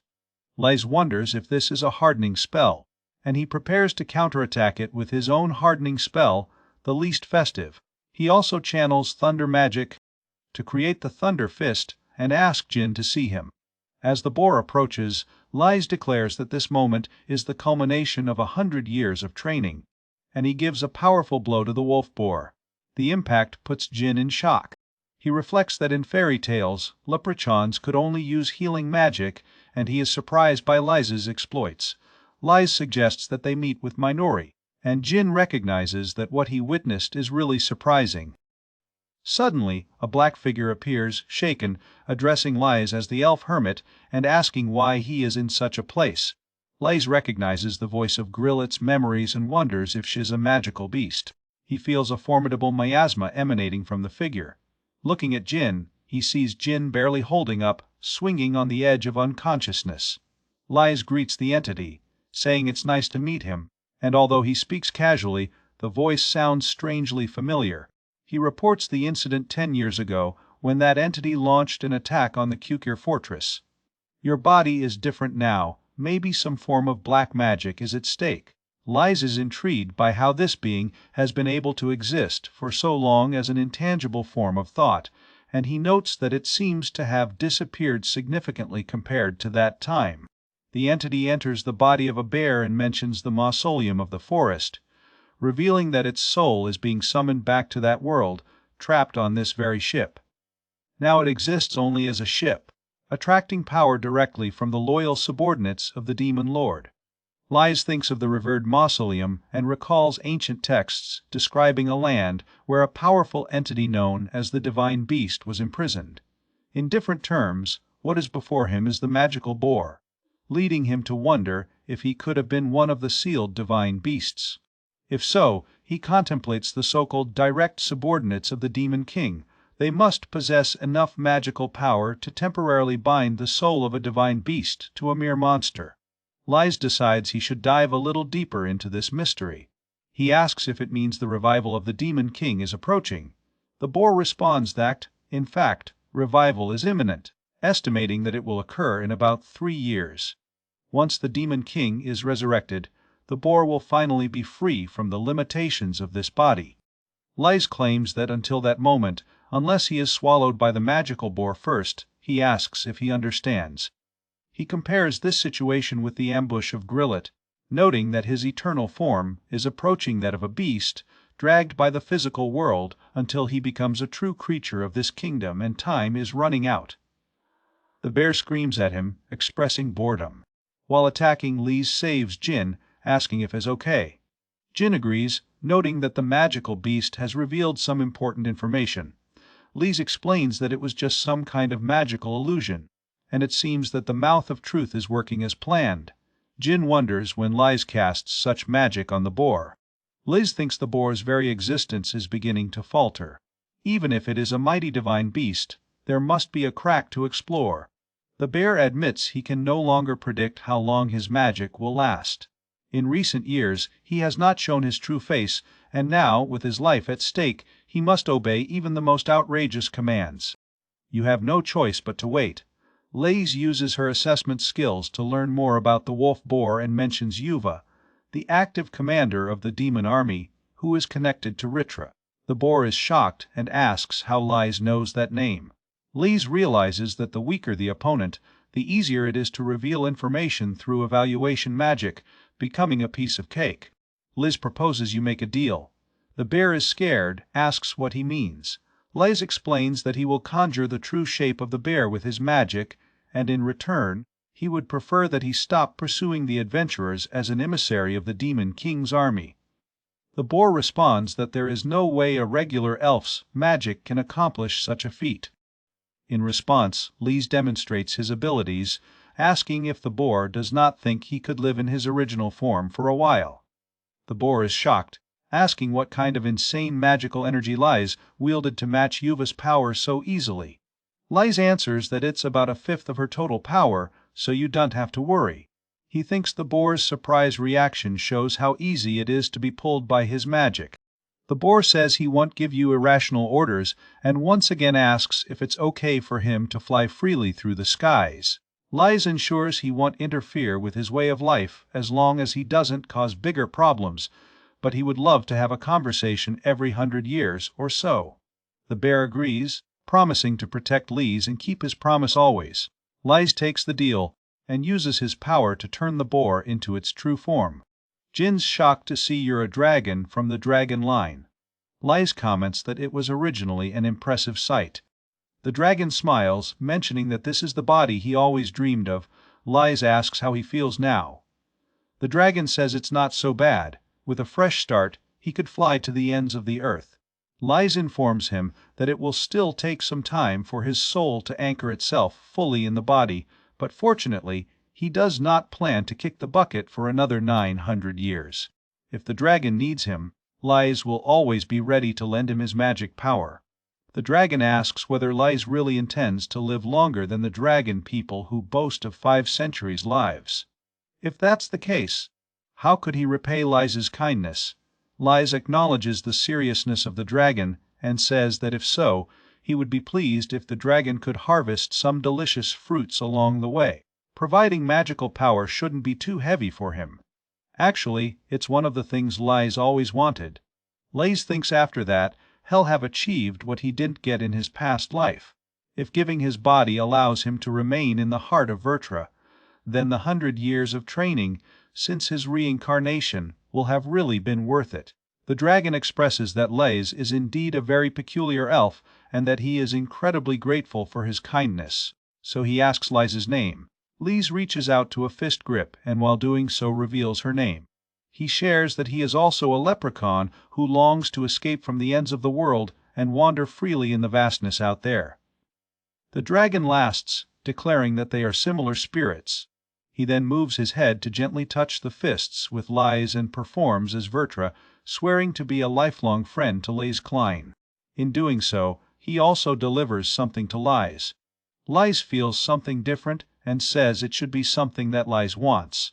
Vertra invites Lise to come visit her again after having circled the globe, and then it flies in a flash. Jin comments on how quickly they disappeared. Lise reflects on the divine beast of 500 years old and how he finally made a lifelong friend in this world. Soon after, Minori arrives, excitedly announcing that she defeated the snake. Lise shows her appreciation by rubbing her hair and saying she still has magic. Her training was worth it. Jin points out that to overthrow such a powerful enemy alone, they are nowhere near adventurous. Lise says this is no time to dream awake. They're only 3 years old until the Demon Lord arrives. Minor is in shock with the news. Lise puts her hands on Jin's shoulders and says she has something important to share. Inside it is a force known as the Hero Factor destined to challenge the Demon King. Shocked, Jin asks if that power really resides in him. Lise replied that the Demon King could only be defeated by Jin and he was sure that a tiresome battle was ahead. So next year, Jin must overcome the current Minori. Jin was shocked to hear such a frightening challenge. One morning, Minori was training Jin outside, discussing the supercharged elemental magical illusion of increased power. Lise watched as Minori instructed Jin. She demonstrated the black flame spiral attack and announced that everything was going out. Jin said it was the wrong number -180, so he was ready for everything. The scene retreats 180, 2 days to the first day of training, where Jin was invited to train with a wooden sword. Lise said it was a little different than usual. Minori told him there was a special training weapon that Master Lise had made for him, so he must accept it carefully. Jin agreed. Liz explained that Jin still had no mana, but seemed to have the ability to store mana internally, which was known as mana capacity. This capacity acted as a vessel where mana was stored, similar to how water fills a container. When they used the entire herd stored in its capacity, it refueled over time, and then Jin's mana capacity would grow a little larger than before. Jin mentioned that he had read about it in a book on magical physiology. Lise was happy to hear that and noted that Minori had also done the same. Minori agreed, saying that such intense training left her bedridden for a week. Jin was shocked to hear about the training, which also frightened Minori. Lise thought she wanted Jin to go through the same experience. Jin raised his hand and asked a question. If he had no sister, where would the source come from?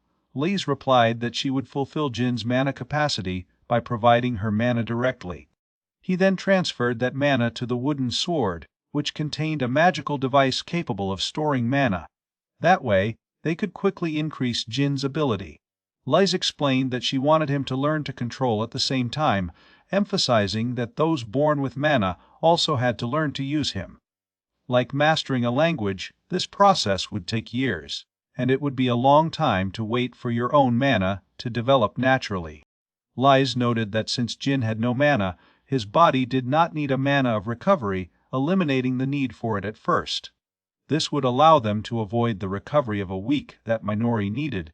Highlighting the other side of the coin, he mentioned that it would be difficult to manipulate the mana at first, and at first, it would be challenging to move it. However, once he got used to it, he could maintain that control throughout the day. Lise could restore her resistance using magic. His mana capacity would grow 38 times higher, unlocking the hero factor within him. By this time, when he could produce mana alone, he would already be among the strongest. Jin wondered if he could really achieve something like this. Lise remembered that on the last day, they discussed the hero factor. Jin mentioned that only those who could defeat the Demon King possessed the hero factor. Lise replied that Jin had suggested that he had no mana, but a change of perspective revealed that he had a lot of potential inside him all the time. Jin expressed his desire to become stronger, taking her hand and asking if that was still true.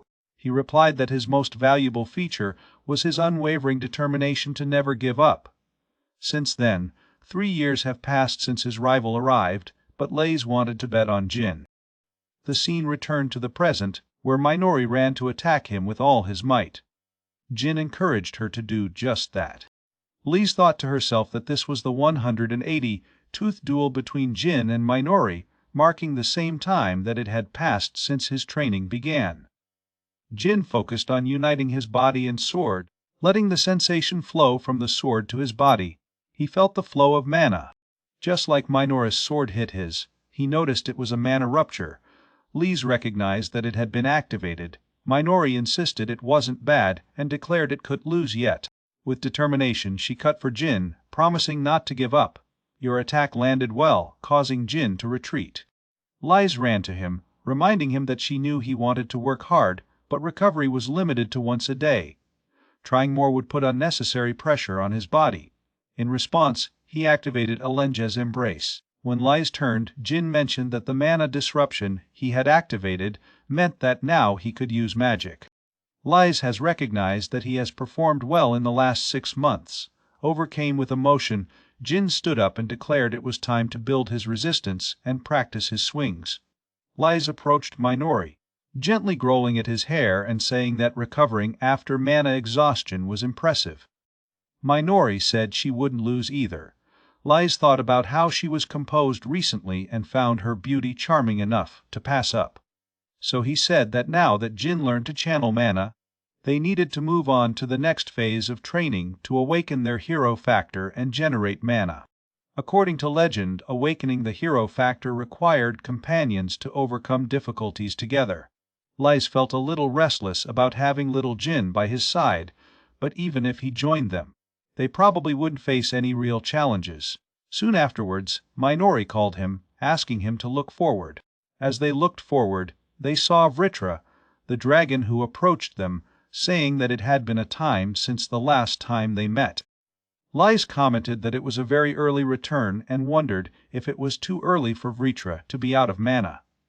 The dragon agreed, explaining that the sister Lise had given him was far from exhausted. Most impressively, he demonstrated his skills shining brilliantly.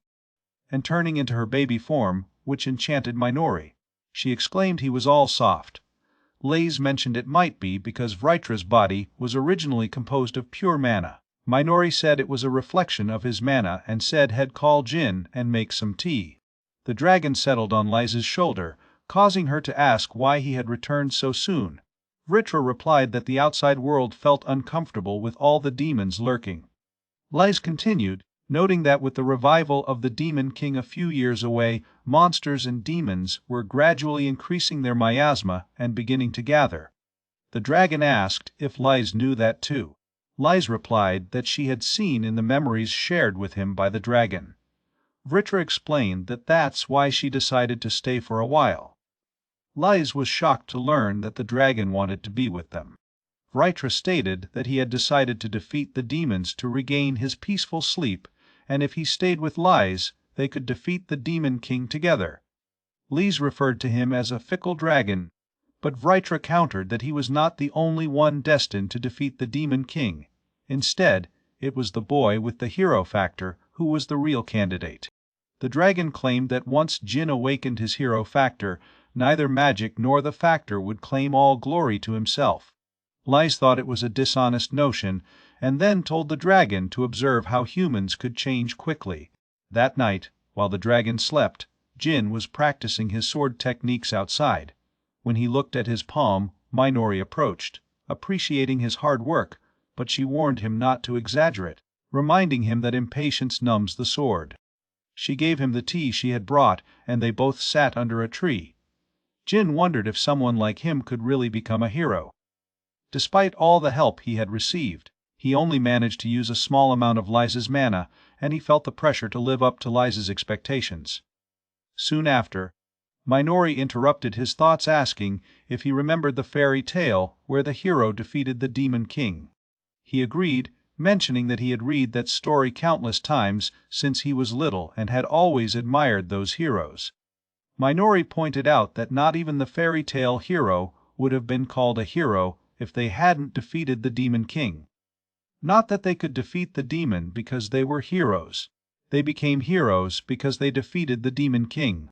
Then she stood up and told him not to get too caught up in those thoughts and to focus on what he wanted to achieve. Curious, Jin asked how she could work so hard.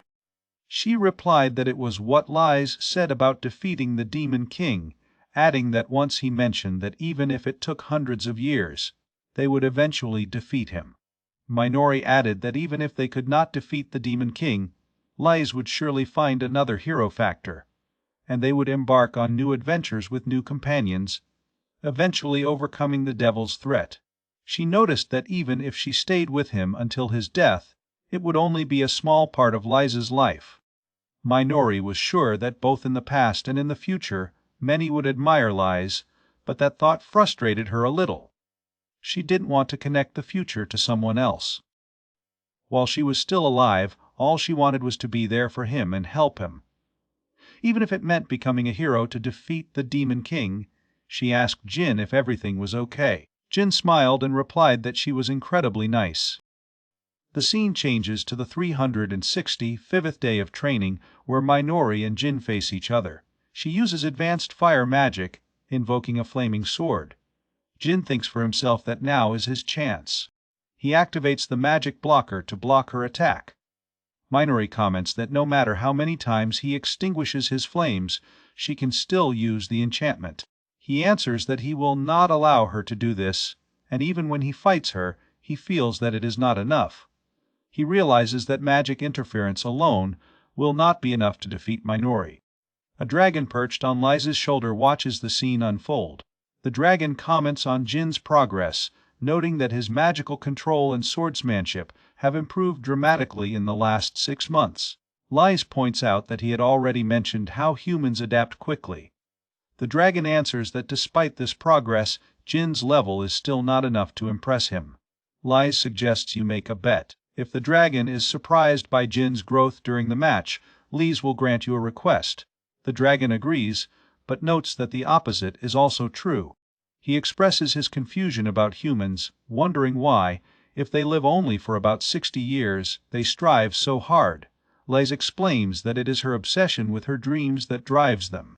The dragon recognizes this, reflecting that for a kind of long life with a lifetime of over 100 years, they think remarkably as humans. Lies replies, amazed, that it's really unbelievable. So Jin reflects on how he lived as a human for 30 years, and he mentions that the dragon is shining. As Minori attacks Jin, he remembers that this is his 365th game, and he began to catch some of his habits. The dragon flies close, commenting it's not a bad performance. However, as he approaches the duel, Lies warns him that it is too dangerous to get too close. The dragon reassures her not to worry. Minori then releases his super magic. The dragon notes that it is an intense struggle and the heated battle is worth watching. Soon thereafter, Minori employs the sword vortex blaze. Which shocks everyone. The dragon lies in the path of attack, and Jin runs with his sword to save him. Lies and Minori are amazed at Jin's boldness. Minori runs quickly to see the dragon and Jin. The dragon, feeling a little burned, comments that almost was roasted. Minori apologizes, explaining that she got carried away and used a powerful spell. Lies remembers she already warned the dragon not to jump, so it's all his fault. Jin reflects on the magic spell he cast on his wooden sword beforehand. The dragon turns to him, expressing his admiration for Jin's new ability to use magic. Jin humbly denies, stating that it is just a new feeling. Lies explains that's what Jin's been working for, the magic he's created with his own power. Jin is still surprised at the perception that it's really his own power. Lies emphasizes that the most important aspect of the magical cast is visualization and asks what Jin was currently imagining. Jin replies that he would guess Lies could call it his body moving alone, driven by his desire to save the dragon. Lies contemplates this, concluding that this should be how the shield took shape. He shares his view that the desire to protect someone may be the true source of Jin's power. So Lies asks Minori what she thinks. She replies that her power attack was completely ignored and feels that it was a powerful spell. Lies reflects that finally, on day 365, Jin ended his fight without ever falling to his knees. As the four of them eat inside the house, Lies announces that they will move on to the next training stage starting the next day. He notes that Jin's magical ability has grown immensely and he is ready to awaken the hero factor. Liz explains that she wants Jin to learn real combat to facilitate this awakening. Jin wonders what real combat implies. Liz thinks she'll find potential allies for future heroes. He mentions that, first, they will hunt monsters in the area with Minori. Jin gets excited to hear that. He asks what's wrong with it, adding that he heard about powerful monsters appearing everywhere and causing a lot of damage. He realizes he may have to fight alone without magic if Lies can't recharge him. Jin recognizes that he may be selfish, but the legal adventurer he aspires to be is the one who protects everyone, and that's exactly what he feels he needs to do. Minori reminds him of the lessons she taught him. Jin expresses his belief that this path will make him stronger and that he will trust Lies while he is there. Lies thinks about how Jin still wants to be adventurous even after his party betrays him. In fact, Lies wants to protect her loved ones, but he recognizes that this desire is also Jin's strength. Lies mentions there's a condition. He wants Jin to take the dragon with him. That surprises Jin and the dragon. The dragon mentioned that he had not heard of these things. Lies replied that it is because he decided now, pointing out that since he and the dragon made a bet, the dragon finally lost. This reminder shocked the dragon.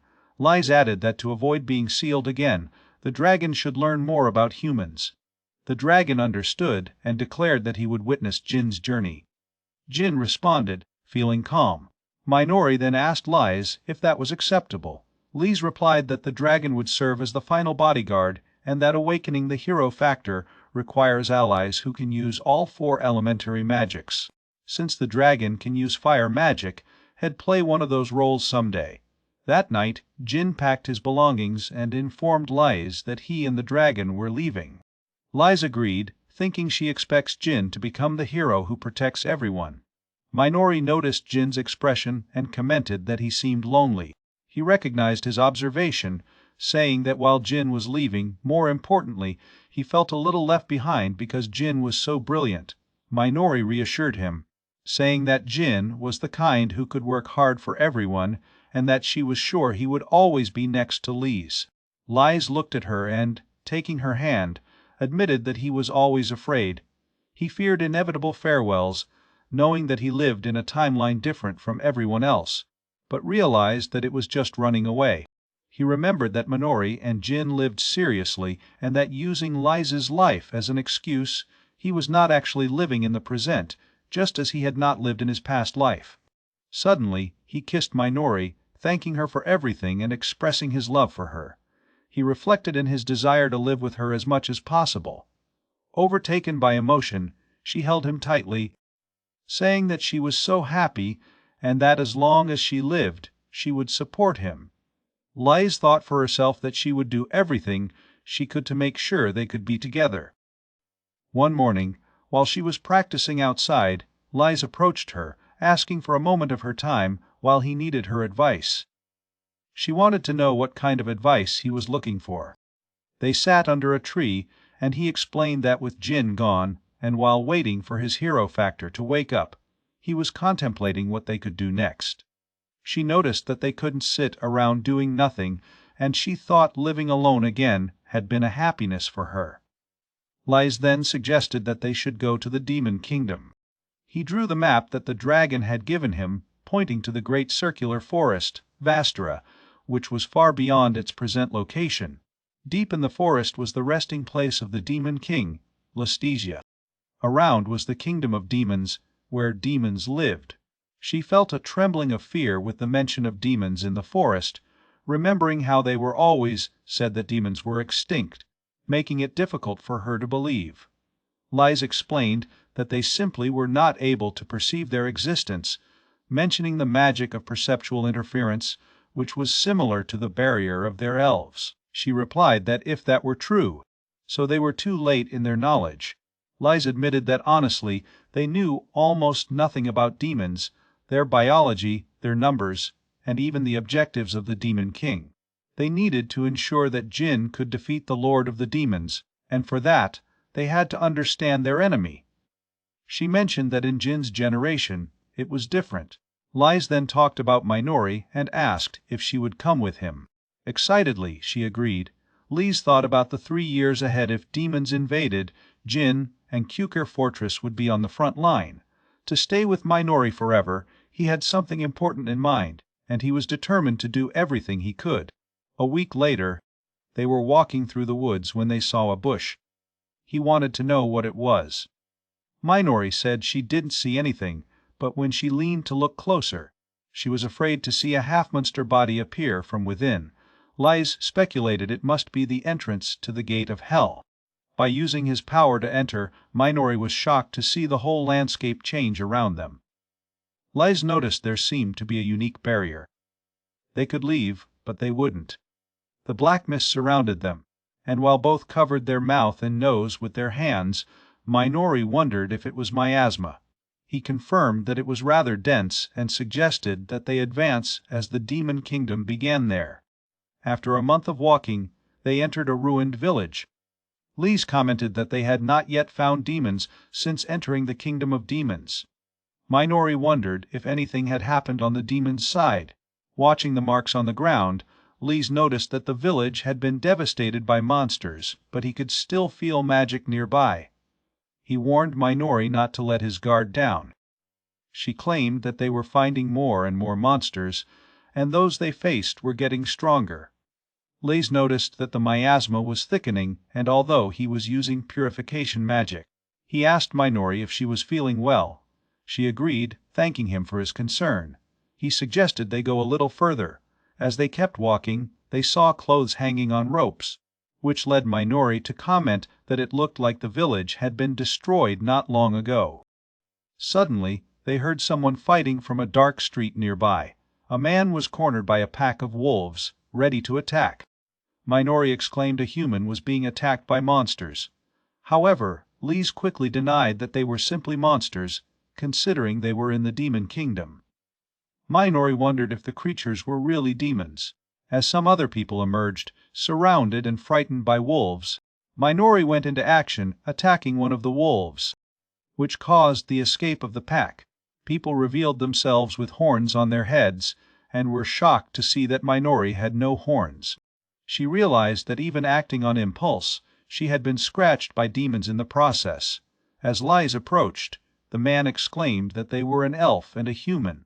They expressed their gratitude for the unexpected help. A lady introduced herself as Corda, the village chief. She mentioned that that night was falling and invited them to rest at her house as a sign of thanks. Lise agreed, but that surprised Minori. As they entered Corda's house, Lise noticed it looked like an old Japanese house. Minori asked why he had followed Corda so easily. Considering they were demons, not humans, Lise agreed. Expressing surprise that they were invited, he warned that it could be dangerous for them there, but stated that his goal was to gather information about the demons. For now, they seemed cozy, so he suggested they watch closely. Corda soon returned with a cake and food, apologizing for keeping them waiting. While she served the meal, she hoped it would suit their taste. Lise looked at the food with appreciation, while Minori hesitated. I wanted to know if it was safe to eat, since your hosts were demons. However, after taking a bite, she found it delicious, observing the soft taste that resembles Silpha's cooking. Lise commented that the food was exceptional, remembering the meals made by Minori. Corda, watching them enjoy the meal, commented that it seemed that his son had returned home. Curious, Lise asked if many of the ruined villages they found were attacked by monsters, including their children. Corda waved sadly, explaining that her son had left the village along with many of the young men 3 years ago. All expressed their desire to help the Demon King and fled, leaving the village unprotected. Since then, she had no way of knowing if her son was alive, and the village had fallen into ruin as a result. Minori contemplated the demonic monsters and attacks they had encountered, and then quietly expressed to Lise that the villagers looked like normal people, completely different from what she expected. Corda began to pull something from a high shelf, struggling to reach it.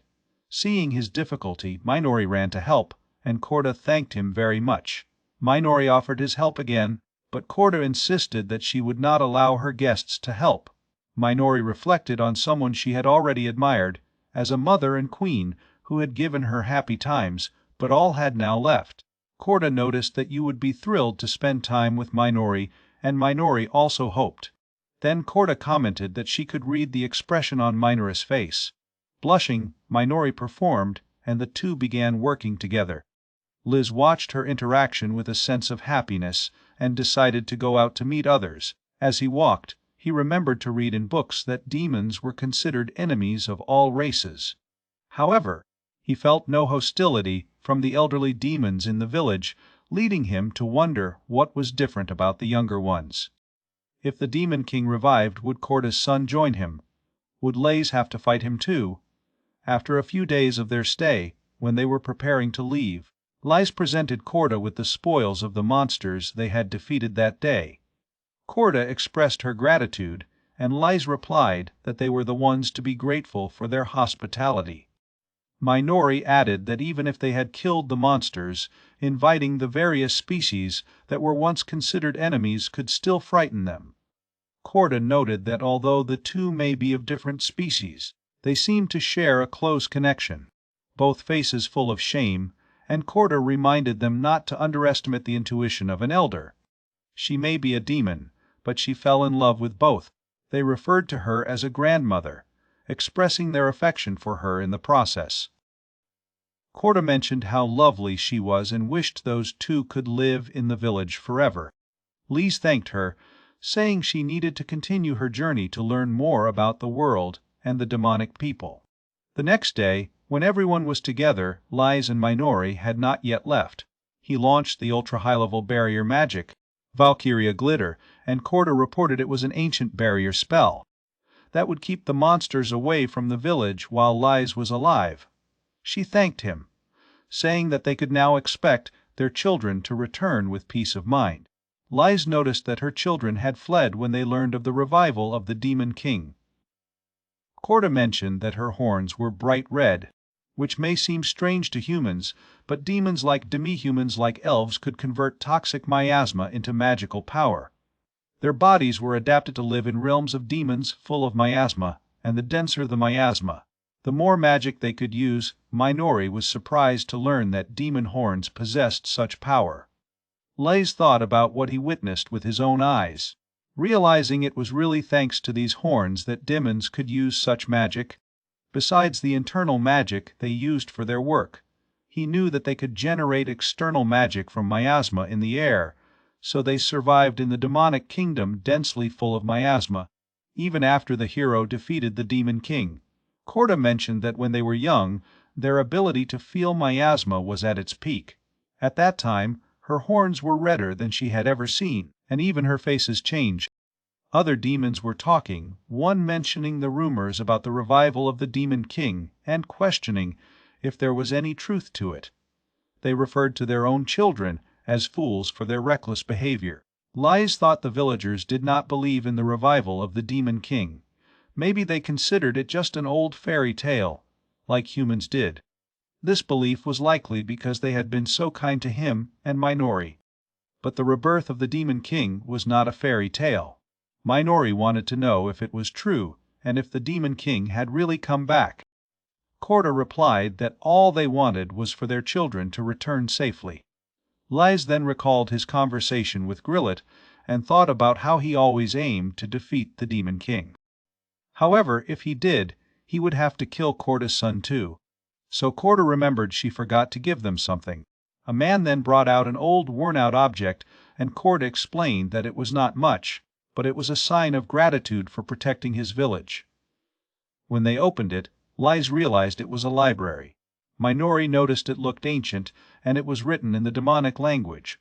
Lise was shocked to realize it was an invaluable historical document with only a few copies existing in human territories. Minori closed the book and asked him to pull himself together, remembering it was time to say goodbye. He asked for a quick look at the book, but she denied, insisting that if she left him, he would spend all day reading. She told Korda that given Liza's reaction, it was the best thank you gift they could get. Korda expressed her happiness that the book would be useful to them. Liza then asked why she would give them such a precious book.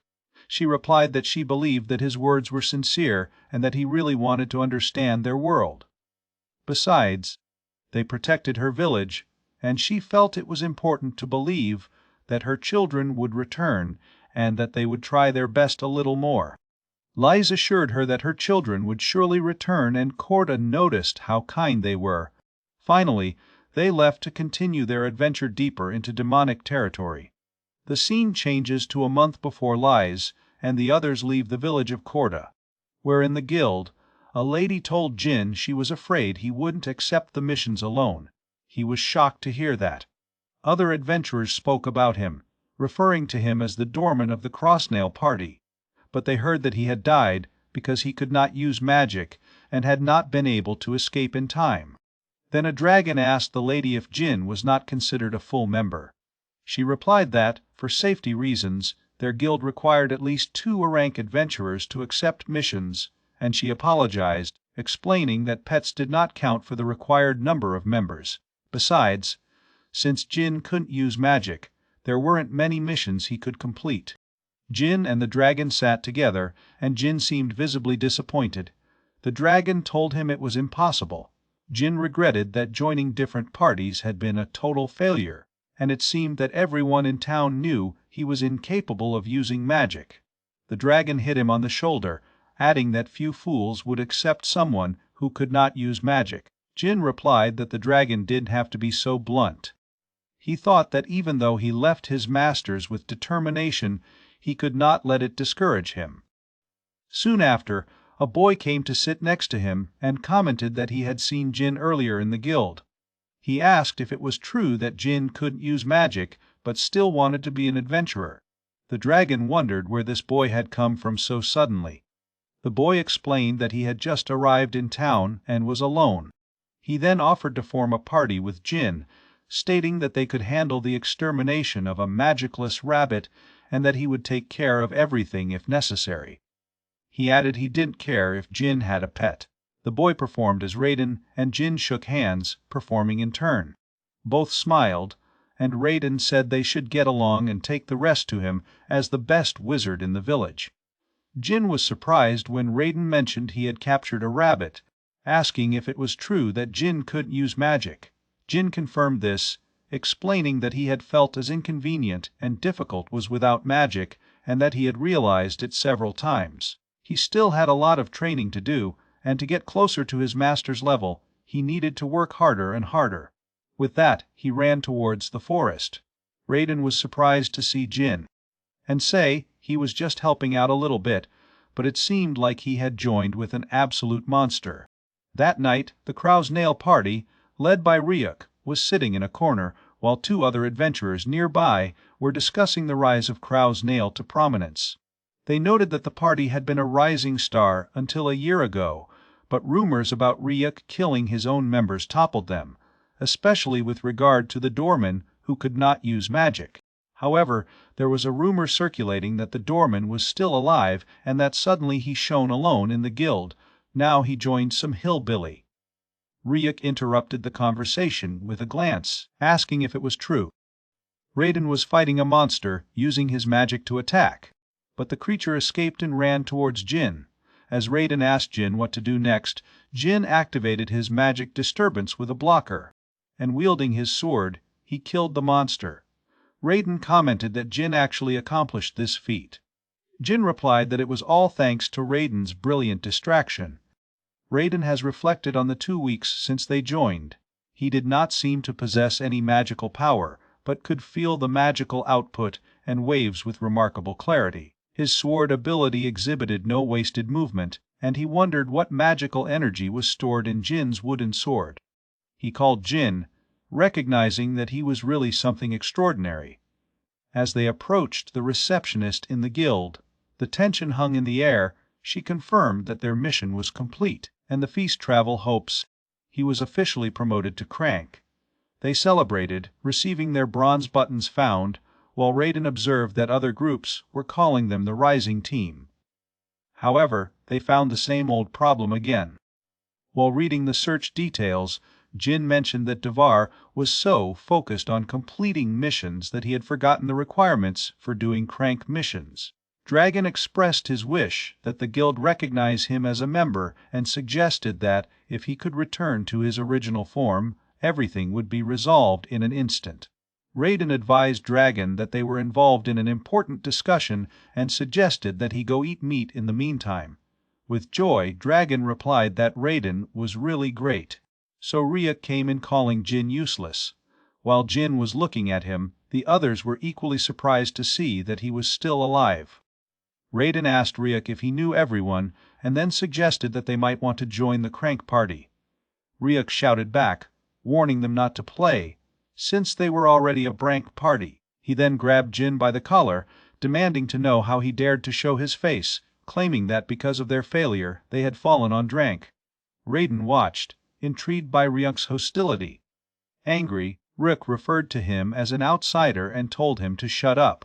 He turned to Jin, insisting he should have died in the woods, since he could use magic. Ryuk questioned how Jin was still alive and urged him to say something. Jin replied that he had been saved by someone. Ryuk refused to believe Jin's claim, pointing out that, in such a situation, faced with two powerful entities, a class adventurer wouldn't just be hanging around that forest by chance. Jin replied that it was not just a posta, there was even a post-cess involved, and the power of his master was probably immeasurable by human standards. Not only did the master satisfy him of that terrible situation, but he also taught Jin to fight without magic. For someone like Jin, the hope of mankind's struggle against the Demon King was a compelling reason to be there. Ryuk dismissed Jin's story as ridiculous, questioning who would believe the ramblings of someone unable to use magic. He then called all the adventurers present, declaring that Jin was always a risk, and insisted that Master Jin spoke was just an invention of his imagination.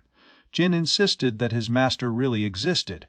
Ryuk turned to Raiden, asking if he believed it.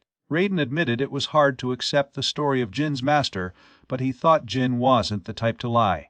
Ryuk demanded proof. Soon after, a girl appeared, hiding her body under a cloak. She asked Jin if he was talking about Lizzie and asked why he wanted to know, explained that she knew Liz and believed that Jin was not lying. Jin asked who she was.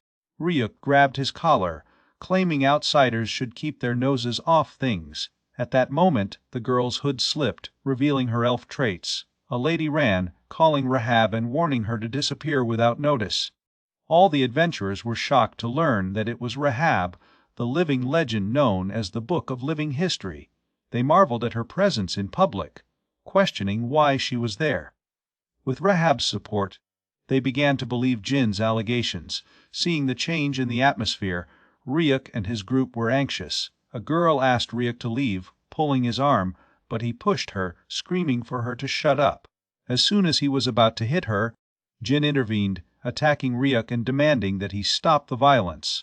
At that moment, the guild master arrived, declaring that he would deal with the situation. The twin sisters felt things were about to get worse. The guild master turned to Tav regarding the commotion, recalling the case of missing party members who had been reported a year ago. He suggested that you investigate carefully once again, and decided to take Ryuk's party with him. Jin expressed his gratitude to Raiden and bowed to Rahab, thanking him for his support.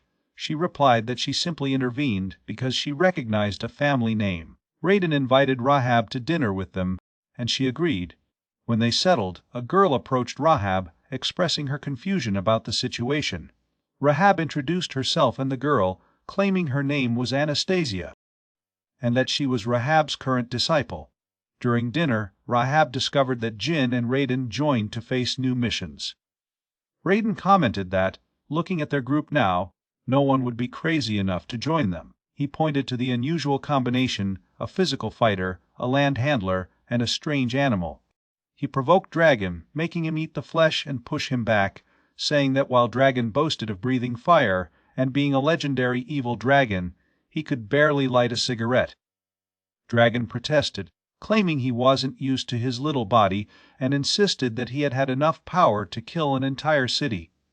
Raiden joked that maybe one day Dragon would be able to cook a chicken skewer. Dragon replied that it was all wrong, insisting that Lise really deceived him. Jin intervened, stating that Lise would not make such a mistake. Rahab sang, stating that he believed Dragon was completely mistaken. She felt an unclear disturbance in the magical circuits running through his body, probably caused by using magic very roughly. Rahab continued, attributing the disturbance to the carelessness of those who performed the procedure in Dragon, so she asked if Jin was a disciple of Lise. Jin said that, stating that Lise was the teacher he respected above all else. Intrigued, Rahab commented that it made her even more interested in him. She handed them a piece of paper and asked if they would allow her to join her party, noting that her individual post was B, which could represent a challenge for her student. Jin was amazed that the great Rahab was willing to join them. Raiden was moved by the prospect of adding a new member and pointed out that it would be foolish to miss that opportunity. They agreed to submit the request. Jin mentioned that there were no evil elves, to which Anastasia added that if Rahab were joining, then she would too. Like Jin, Anastasia, and Raiden went to the receptionist to register as a party, Dragon turned to Rahab, asking about his relationship with Lise. Before he could think of anything else, Rahab replied that if he kept quiet, she would fix the magic circuits inside him. Cleaning up after a disciple's mess was also part of a master's role. Dragon was relieved and happy to hear it, and Rahab noticed that he seemed to be enjoying himself in the world. The scene changed 6 months after Lise and the others left Korda village. Jin and Minori were hiding, watching each other's movements.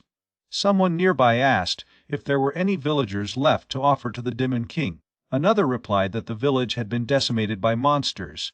Minori observed that it was Korda's dialect, expressing concern that his bad premonitions always seemed to take place.